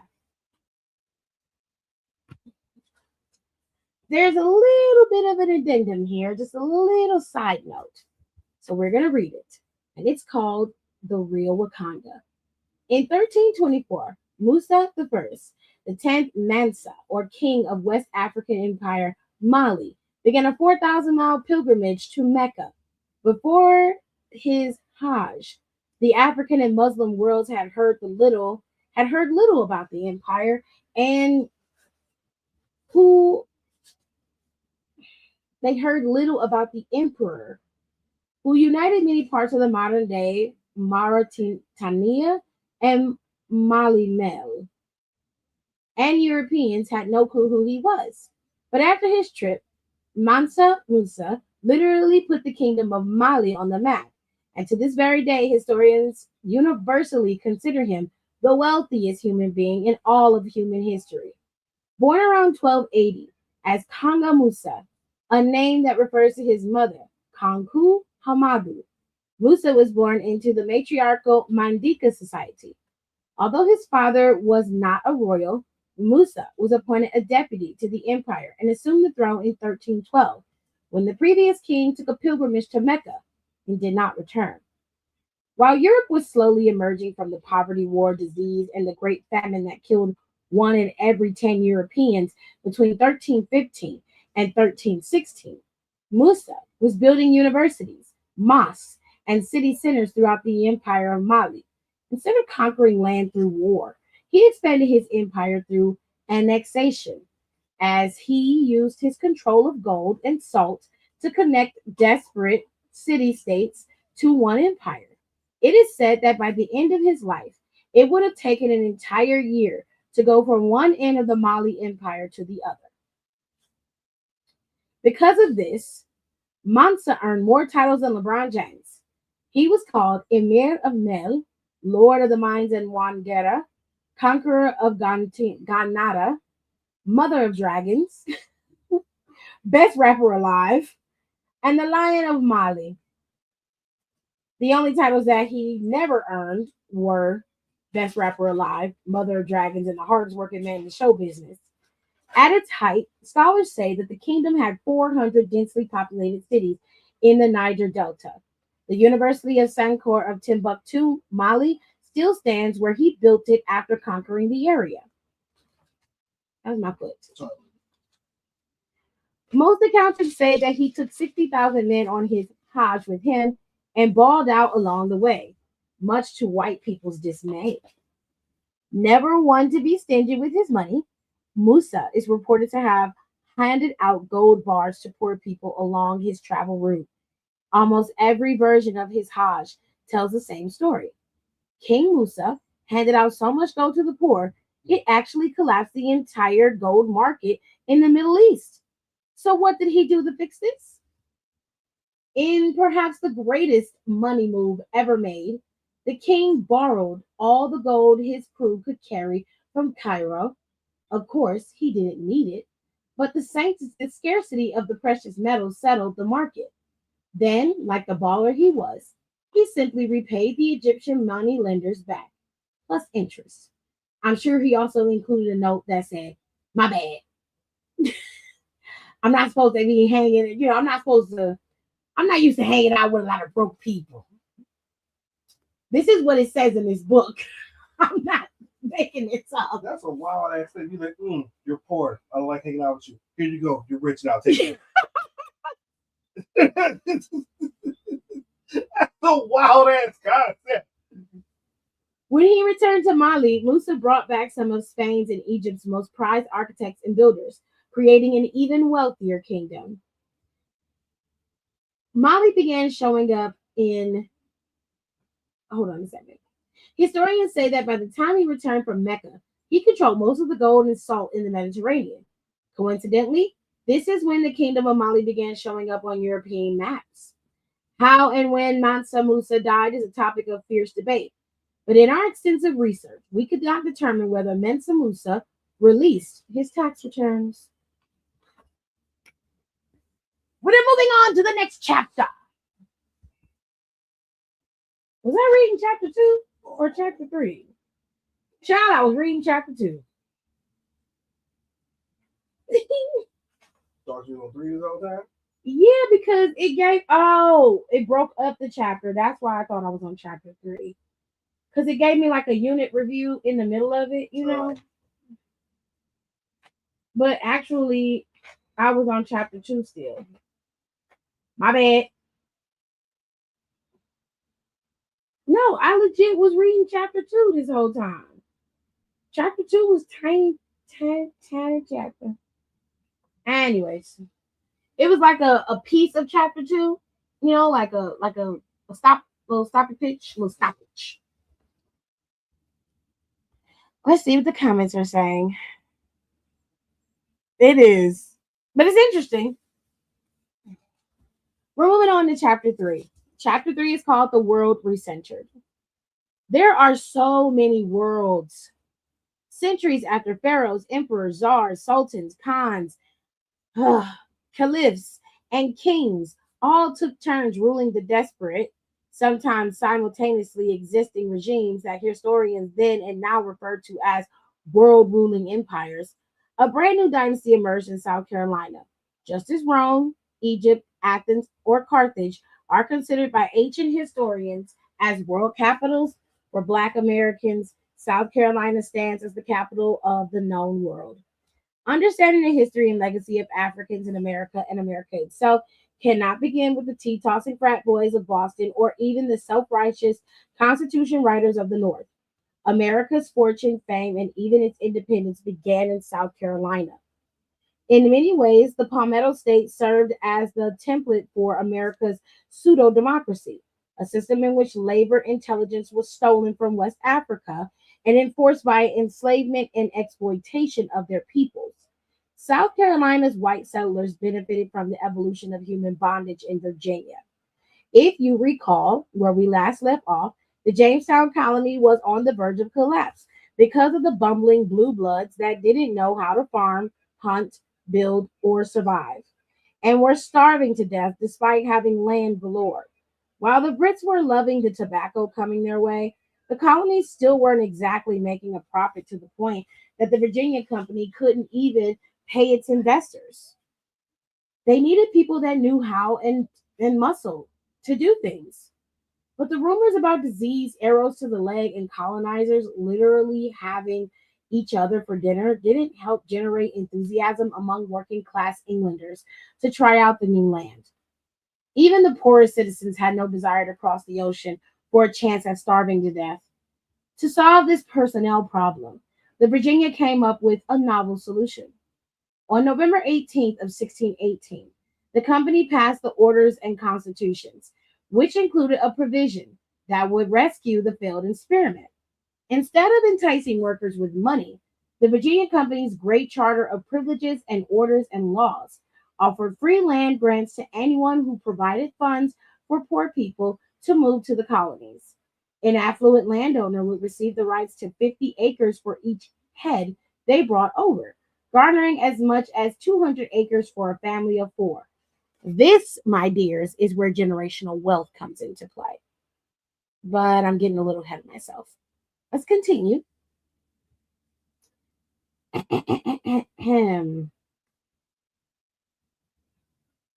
Where was I? Here we go. After a period of indentured servitude, the poor immigrants could hope to purchase land on credit from the wealthy landowners to move unreserved land and claim squatters' rights and or sell their skills to the highest bidder. There's a footnote. The standard 7-year period of indentured servitude was based on the biblical principle called the Lord's release, found in Deuteronomy 15. It's actually where Equifax got the idea from. Jesus Christ. Of course, the system was flawed. The colonizing class were perhaps the most skilled loophole finders of all time. And what these Virginians lacked in farming and survival skills, they more than made up for in the propensity for exploration. In 1638, George Menifee came up with the bright idea for how to scam his way to free land without losing his labor force after the indentured servants served their obligatory time of peonage. Menifee, a merchant, farmer, and member of the governor's council, was able to receive a patent for 3,000 acres, 1,100 of which he claimed for the Negroes I brought out of England with me. A year later, when Menifee earned another 3,000 acres for importing 60 more Africans, everyone jumped on the buy one slave, get 50 acres free bandwagon. Then, in 1662, Virginia's legislature officially sealed the fate of its Negro servants. Whereas some doubts have, hold on a second. Here's where it comes in at. Whereas some doubts have arisen whether children get by any Englishman upon a Negro woman should be slave or free, but it therefore enacted and declared by this present Grand Assembly that all children born in this country shall be held bond or free only according to the condition of the mother, and that if any Christian shall commit fornication with a Negro man or woman, he or she so offending shall pay the double fines imposed by the former act. Unlike the poor English, Irish, and native indentured servants, The African imports and their children were now considered property.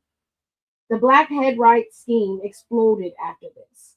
In the 25 years after the colonial legislature made slavery intergenerational and perpetual, 125 land patents were approved, resulting in 1,649 Africans being shipped to Virginia. Jamestown's labor shortage was finally over, and a new system of big government handouts emerged. After all, what is capitalism if not a chance for capitalists to capitalize?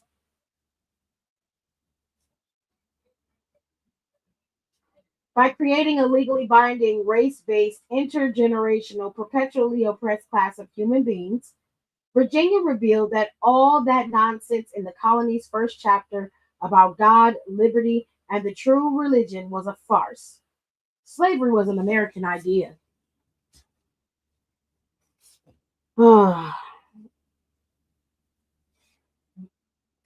Not a product of time. No law was passed in England that legalized slavery. France's Code Noir was similar, but it would come 2 decades after Virginia's declaration. From its inception, America was always a pyramid scheme, where the wealthy benefited from the labor of the poor. And truly, there is only one term that benefits Virginia's codified system of racial peonage: white supremacy. South Carolina would not just take note, they would up the ante by creating their own version of racial hierarchy that built on all the advances Virginia made with head rights and human chattel. In 1663, a year after slavery officially became a Virginia birthright, and over 100 years of Lucas Vasquez de Leon made his bumbling attempt to gentrify South Carolina, King Charles granted 8 Lord Proprietors the rights to establish the British colony of South Carolina and essentially rule the land as makeshift monarchs. One of the first acts of business was to enlist the British political philosopher John Locke to co author the fundamental constitutions of Carolina. Coincidentally, Locke, who is known as the father of liberalism, and whose philosophy on the fundamental rights of life, liberty, and property inspired a little document called the Declaration of Independence, and was a major investor in the Royal African Company, the white owned business that trafficked more enslaved Africans to America than any other entity. There's a footnote. Coincidentally means, of course, right?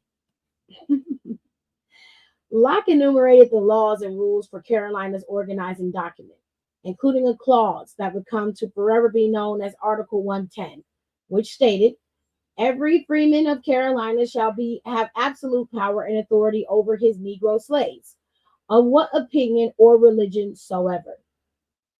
End quote.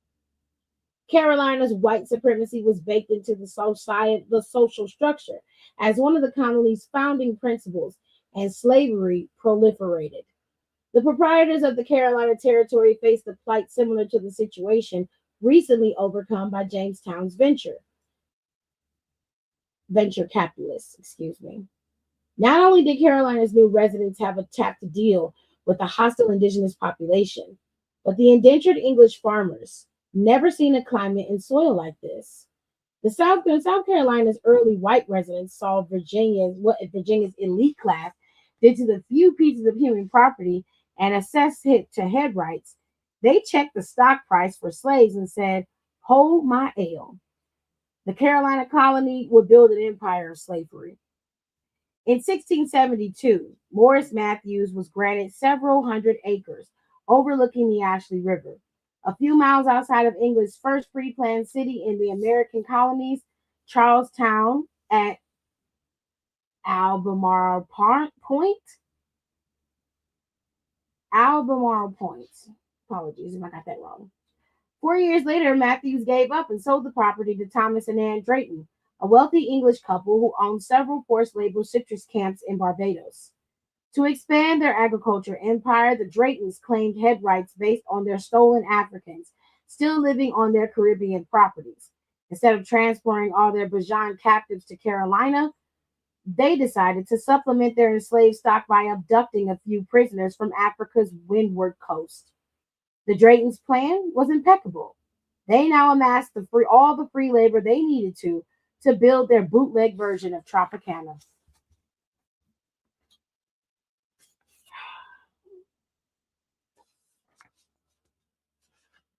The Drayton's plantation, Mongolia, was located in the confluence of the Ashley River, the Stono River, and the Atlantic Ocean, which made it perfectly accessible to the rest of the world.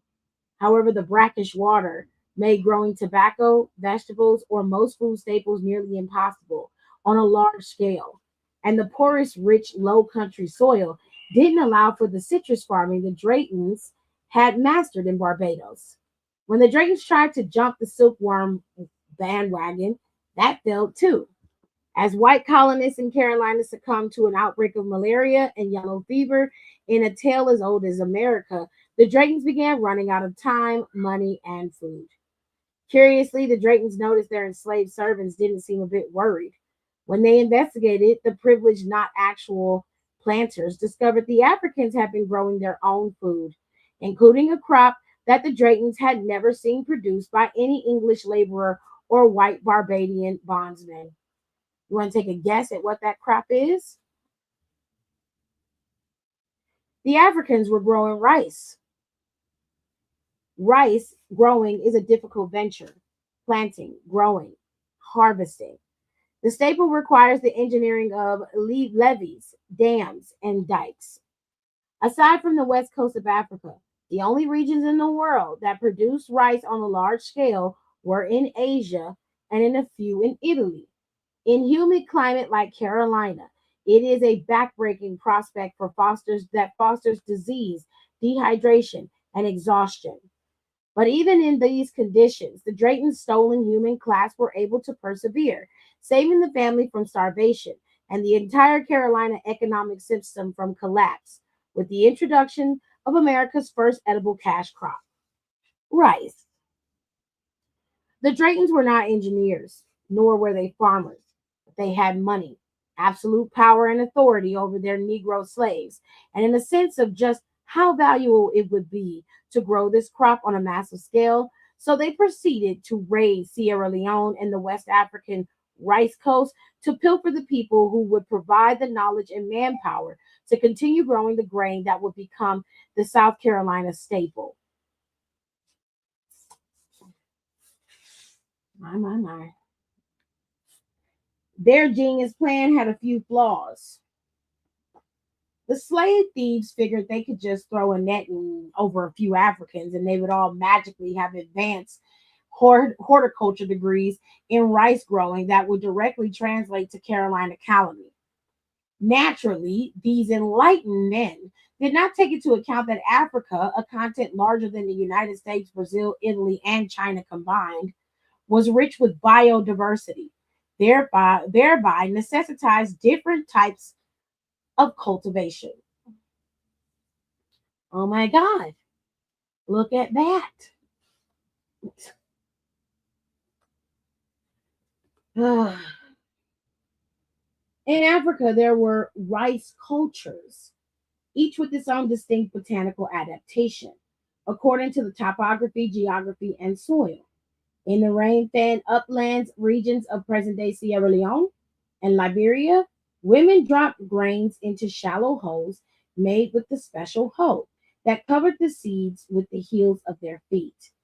In the Senegambian swamps, growers planted rice in pottery and transferred them to swamps after the seedlings grew roots. South Carolina of Gambia River near Guinea, African agriculturalists constructed an elaborate network of embankments, dikes, canals, and sluice gates that was served to bar the entry of marine water while retaining rainfall for field saturation and rice cultivation. And in America, the embezzled empire builders from different languages, cultures, and countries were forced to adapt their ways of knowing to create an entirely new African based rice growing system that the wealthiest, most enlightened white men in the world couldn't figure out for themselves. Since the beginning of this people stealing project, The slave system relied mostly on black males who had the muscle to perform laborious tasks. And so, like in most slave societies, men greatly outnumbered women in the colonies. In Virginia's Surrey County, for instance, there were 145 men for every 100 women in the 1670s. But in the South Carolina colonies, the male to female ratio was eventually a 1-to-1 ratio. For after plantation owners realized that African women were the ones who possessed the engineering and agricultural knowledge necessary to grow what would become known as Carolina gold. Black women. In the early 1700s, Indian agent Thomas Narn observed that African women were not only capable of rice growing tasks, but they seemed to know better than the men around them. After a few calculations, Narn hypothesized that his large forced labor camp could increase his production by 50% if he put the women in the field alongside the men. Narn was right. In most West African rice societies, men rarely did any farming aside from the occasional heavy lifting. Narn would never be able to test out his hypothesis. He was tortured and killed by Yamansi natives for thinking he could negotiate a settlement after stealing their land. Still, by 1710, enslavers knew to demand the same price for African women as they did for African men, and thus the influx of women from into the area. On Governor Robert Alston's Georgetown, South Carolina plantation, the women did most of the farming, while the men cut and hauled wood for or performed their tasks. The women were responsible for milling, dehusking, and winnowing the rice into an edible product. To achieve this, they combined West African technology with the resources available in South Carolina. They built the tools and engineered complex machinery. Instead of using palm leaves to separate rice from its hull, they used Carolina sweetgrass to weave baskets for tossing the rice in the air. They milled the rice with their handmade mortar and pestles and built the tools to turn the land. Every time these rice plantation owners imported more Africans, their empire expanded. As historian Peter Wood notes in Black Majority, with respect to rice cultivation, particular know-how rather than lack of it was one factor that made Black labor attractive to the English colonists. Some, like the Draytons, enslaved hundreds and saw their profits soar as a result. By the time the first shots of the American Revolution were fired, Magnolia Plantation had ballooned to 1,872 acres, an area twice the size of present-day Harlem, with hundreds of head livestock that roamed vast acres of cow pens. When Narn was calculating the exact worth of putting his enslaved females to work, he also remarked that South Carolina abounds with cattle, to a degree much beyond any other English colony. People have 1,000 head, but for a man to have 200 is very common.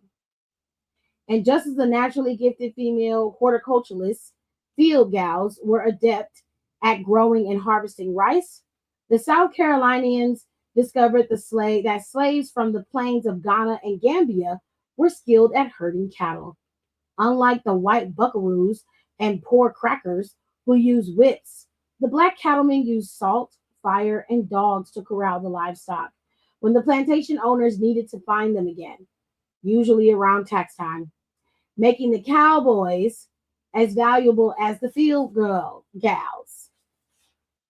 Cowboys and field gals. Remember that. And as a result of their ingenuity, hard work, and savvy, these men and women died. Life on a rice plantation was so fraught with disease and death, the planters generally didn't expect their human capital to live past 19. One Charleston owner remarked that he would as soon stand 50 feet from the best Kentucky rifleman and be shot at by the hour as to spend my night on a plantation in summer. The low life expectancy, combined with an infant mortality rate that was 10 times the rate for white infants, History incessantly repeats itself. Had one bright spot. On rice plantations, the high risk of catching malaria, yellow fever, or other contagious diseases meant that white people didn't bother their enslaved as much as they did on other types of plantations. Unlike those in many other slave societies, South Carolina's enslaved work on the task system. Enslaved people were responsible for their own food, clothing, and even their medical care. Each captive had a required amount of work they had to complete, and once they were done, they were released from their enslavers' oversight to work on their own gardens, sew their own clothes, and make their own money. Charleston even had an elaborate tag system that allowed enslaved people to sell goods and food at the market. From this white man free vacuum emerged a new culture and language that was a hybrid of the Africans from the Caribbean colonies, the Baga, the Fula, the Kissi, the Kipele, the Liba, the Mandinka, the Mende, and the Wolof of West Africa. They balanced the memories of their motherland on the bridges of their noses and hid them on the tips of their tongues. Their collective souls merged and became the Gullah Geechee, a cultural force that no white person would ever have power and authority over. And even the wood god near the cornstalk, Jesus and making did think that they flame. Look, yeah, Bubba, them boy know we go to the goat smelling. Ain't no churn. I've been growing, so growing with me. The Barak may be me box them in the deeps with the stingy bookie. I juke 'em till you got to toke 'em. For you got to get out, do. Tell Titi and them come by here for a bog. I and look in honey ya nana face in bout lemon, yes. Dan finna bound me with no day mouth all box up. Don't ask me what that say, because I don't know. I'm just reading it as it is. So he has a footnote to explain what it says. Furthermore, if their wooden god or their cornstalk Jesus allows them to believe in such tomfoolery, they're crazy. Pay attention, brother. Those people are aware that we would kick their asses. I'm not a child. In fact, I've been an adult for an interminable amount of time. So perhaps you shouldn't even enunciate such fantasies. These white people may force me to punch him in the mouth with their flat posterior. I punch him so hard you have to carry him home.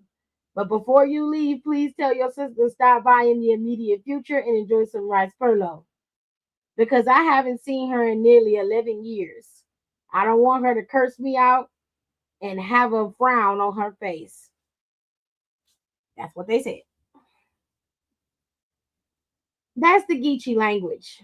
During their spare time, the transplanted Africans created a whole new language by combining West African dialects, Caribbean patois, and white people's English.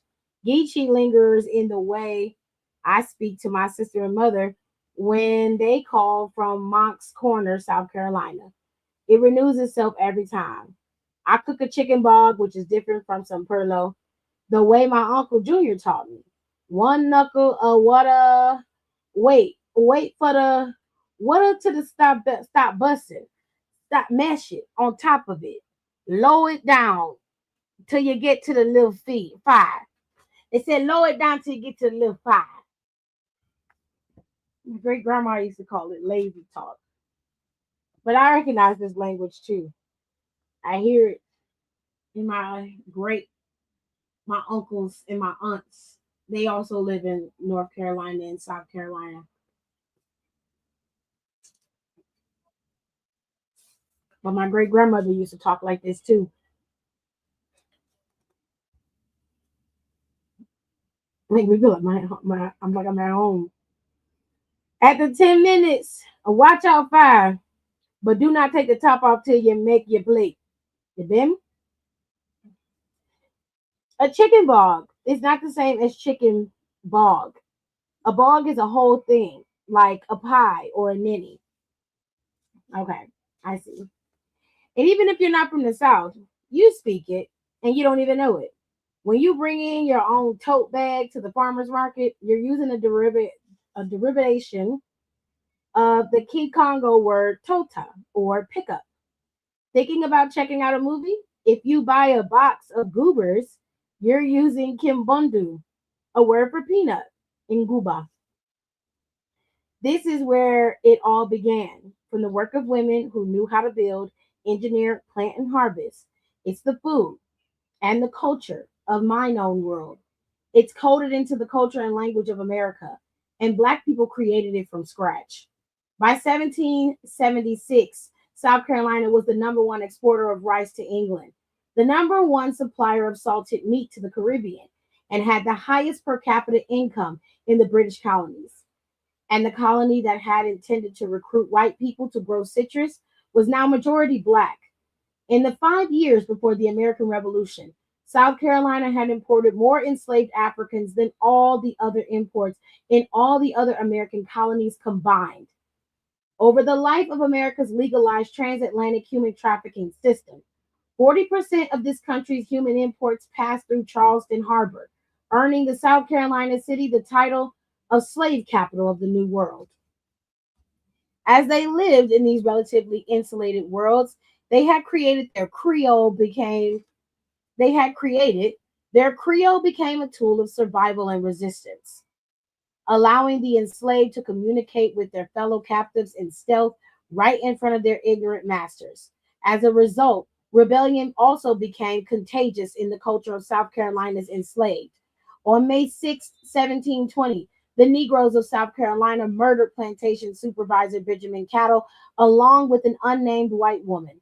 An armed rebellion occurred again in 1730 in August, when enslaved Africans armed themselves one Sunday morning and conspired to destroy all the whites.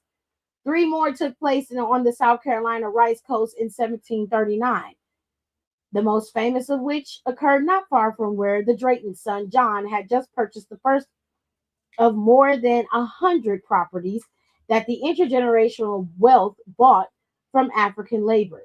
South Carolina's 1712 slave codes were based in the slave code of Barbados, which protected the enslaved from the cruelties and insolences of themselves or other ill-tempered people or owners. But something was about to change. Somebody better box them buck run fucks loose.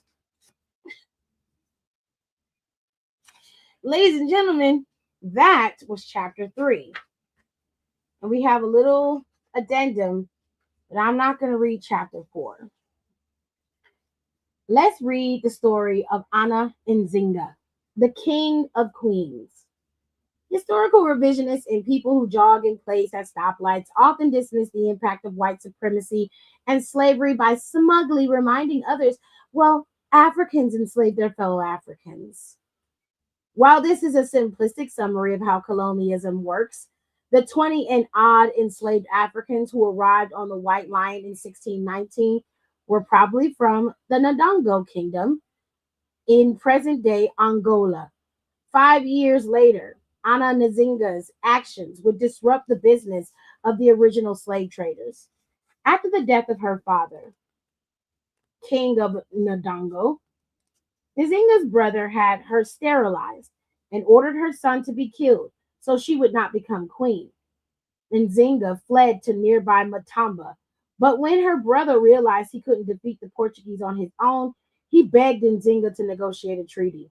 She agreed, and when she arrived to meet the Portuguese governor, they used a comic tactic to belittle her, offering her a floor mat while the European leaders looked down on her from their chairs.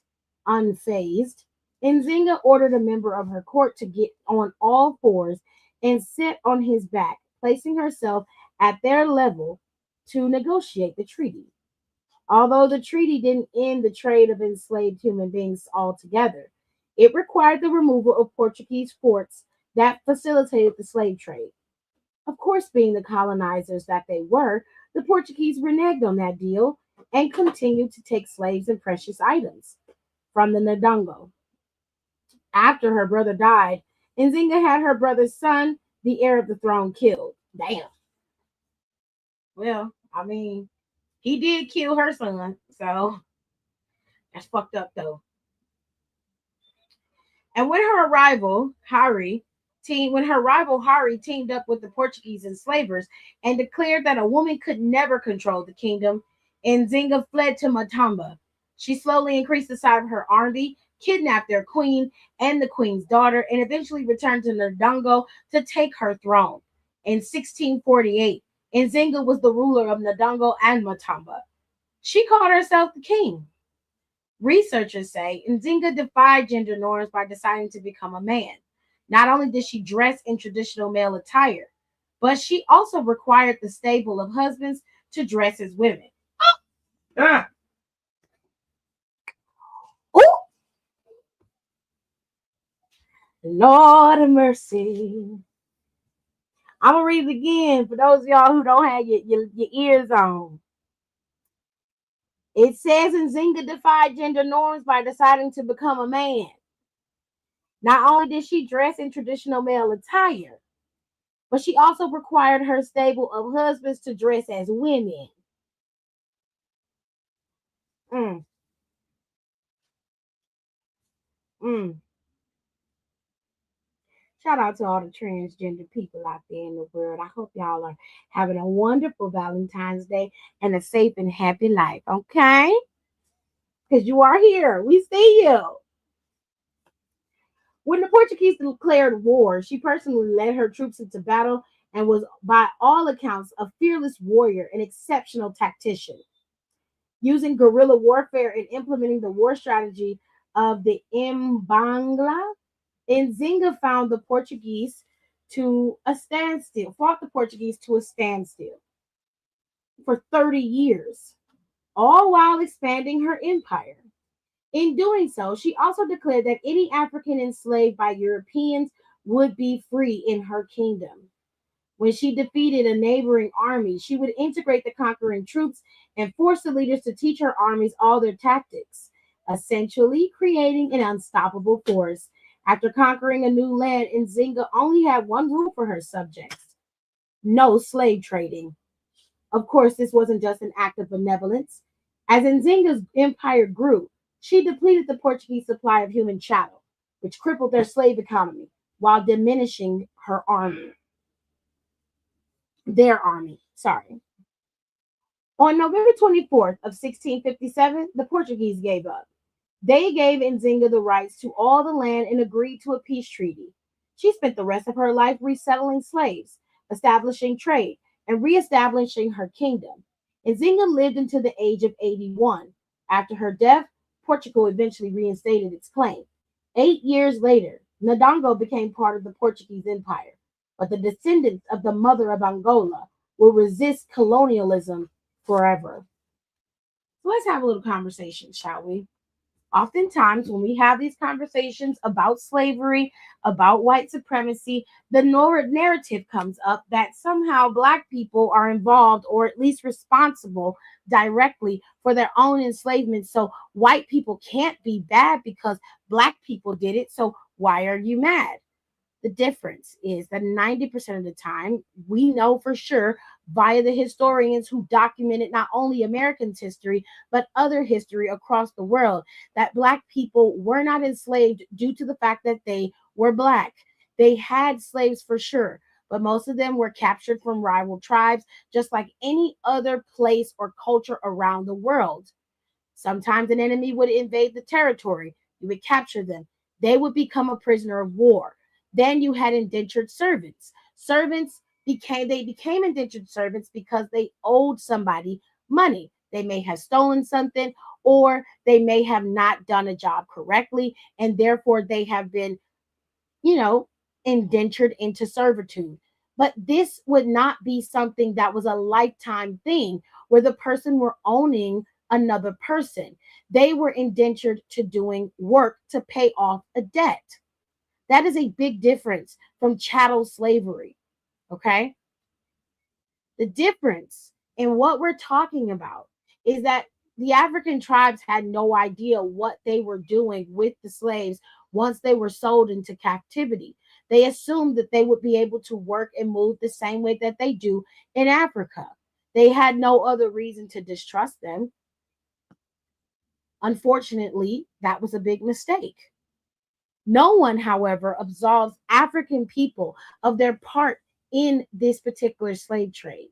The problem is when people do not want to take accountability or at least accept the fact that their ancestors were the most horrible and horrendous things to Black people specifically, that's where the problem comes in. And that's where the lack of communication comes in.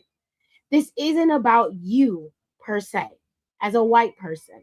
This is about what the country that we all live in has done to us as Black people, as well as everyone else who does not fit the mold of what they deem to be right for America. Black history is American history. And every time I read a chapter out of this book, this live will say, reading and chill, Black as fuck history.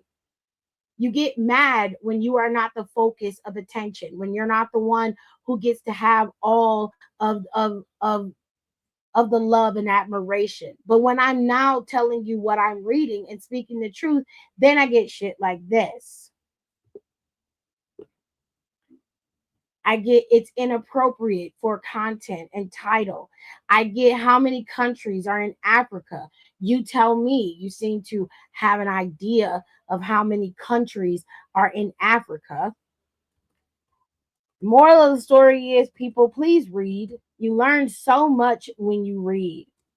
Reading allows you to learn, obviously, but it also gives you context. And in this book, you're learning about how Black people settled, how there were other settlers and colonizers coming to the Americas way before Christopher Columbus, that he never discovered anything. And you also learn how much of a dummy he actually was and how much Vespucci was a dummy. Everybody that we're listening to were just dummies. They literally took other people's knowledge, other people's skill and talent, and used it to their advantage and gain because they had money. That does not mean you're smart. It means that you're a parasite, a virus. You maneuver by however it can make you money. You steal and you pilfer. That is also a part of America's history. And you can't learn about the good parts and then run away from the bad. I'm sorry. That's just the actual factuals. There's really nothing you can do about it.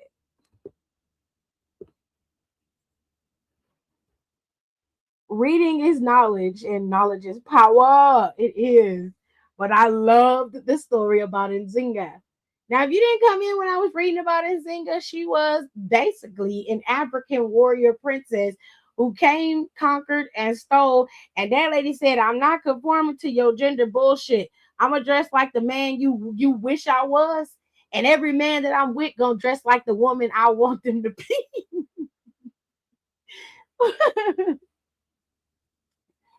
I wish they had. I'm going to find some books on her because I really...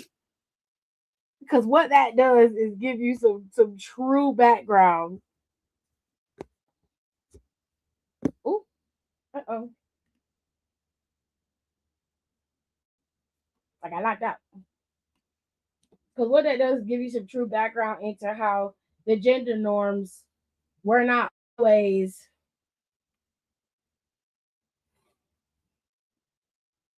black and white. There were some gray areas well before what we know now.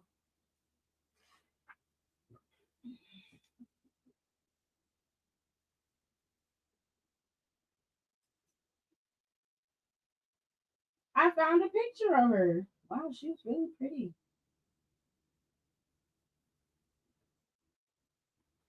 Hey, she was a Sagittarius like me. No wonder I like her.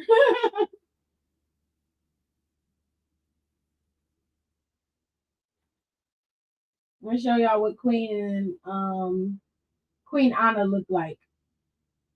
Hold on.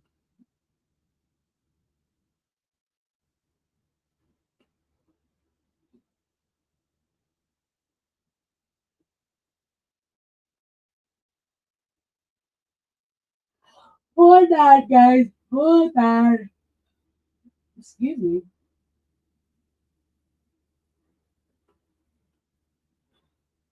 You run my name through the mud. Why the I'll get you? Not the Sagittarius. I mean, I guess this is what Queen Anna looked like. The warrior queen. This is what she looked like. Or at least this is the depiction of her. We are still in chapter 3 here. We're going to finish up chapter 3 next time and move into chapter 4. We read 2 chapters today, 2.5 chapters today, or 1.5 chapters today. The next chapter is called Survival and Resistance, the Black American Revolution. We're moving through this book pretty well. We're not halfway through, but we're doing pretty good. So, if you want to read Black as Fuck History on your own time, or you want to read along with me, then you can head over to Amazon and Barnes and Noble and get this book. It's currently available right now, and you can have your own copy. That way, you don't have to feel like you're stuck where I'm stuck, and you can read ahead and just come in, and we can have a full book club about the book that we're reading and what we're talking about. I want you guys to be well informed, and it's time that we start going back to basics when it comes to knowledge. Not everything is going to be able to come from TikTok videos, Instagram reels, and YouTube videos. Even though I'm one of those people, I'm also not just telling you the information. I'm reading it to you word for word, book for book. And just so I can encourage you to start reading, I really want you to go and pick up your own copy and read it for yourself. If you're not a good reader and you would rather listen to the book, then I would suggest you get a Audible membership, or there's a couple other audiobook libraries out there for you to invest in. But I want you guys to go and pick this book up because it's well written. It's easier for you to understand, and the history is there. It just needs to be put out there for everybody to see. This is one of the books that they banned, if I recall, due to the title.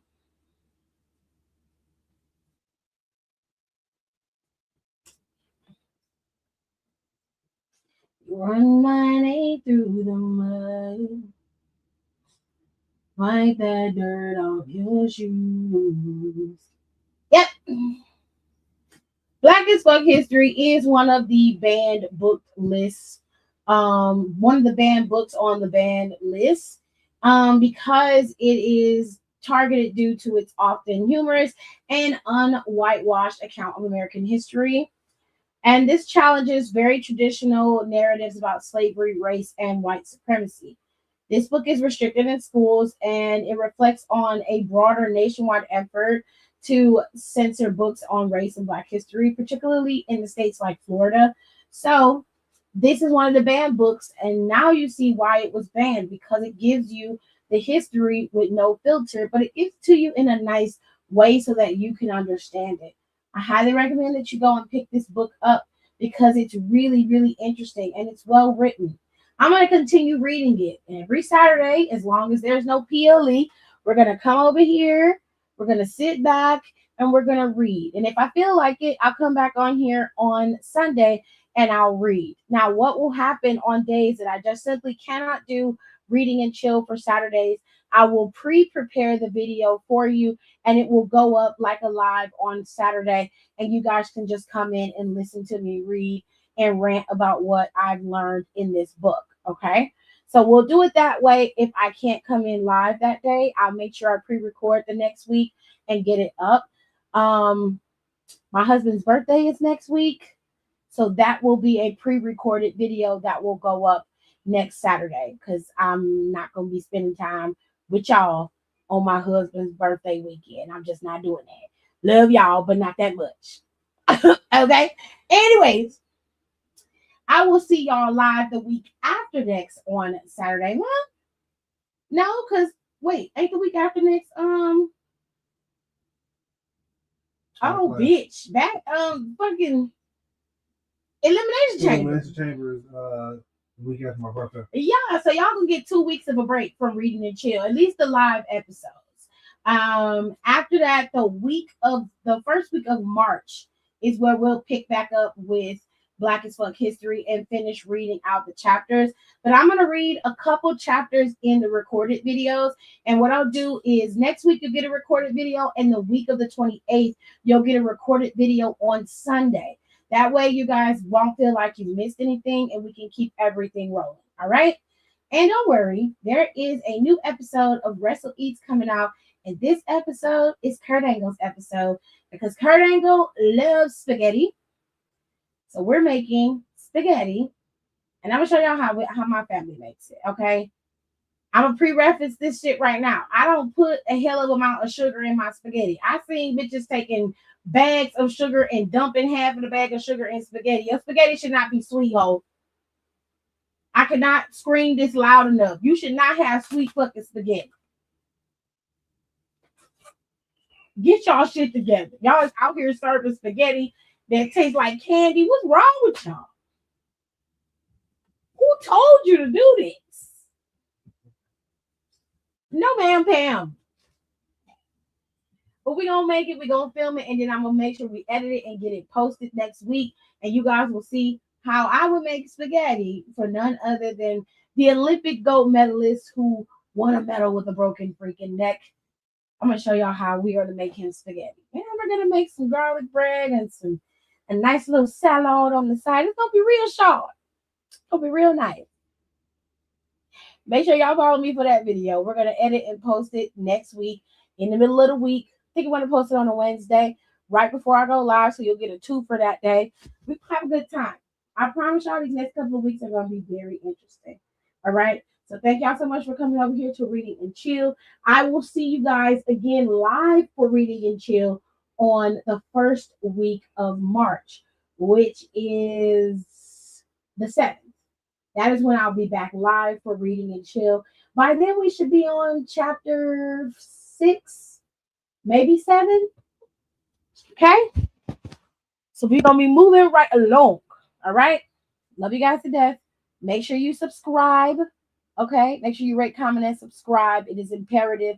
And also share the video. It's important that you share it. Thank you guys so much for coming over here and listening to me fumble over people's names and words. I love you to death. Happy Valentine's Day. And if you didn't have a Valentine, don't worry about it. It's not the end of the world. I'll see you guys Monday after Monday Night Raw. Bye. Thanks for tuning in. Don't forget to rate, comment, and subscribe for more wrestling content. Check out our merch and consider becoming a member for exclusive perks, special emojis, and members-only content.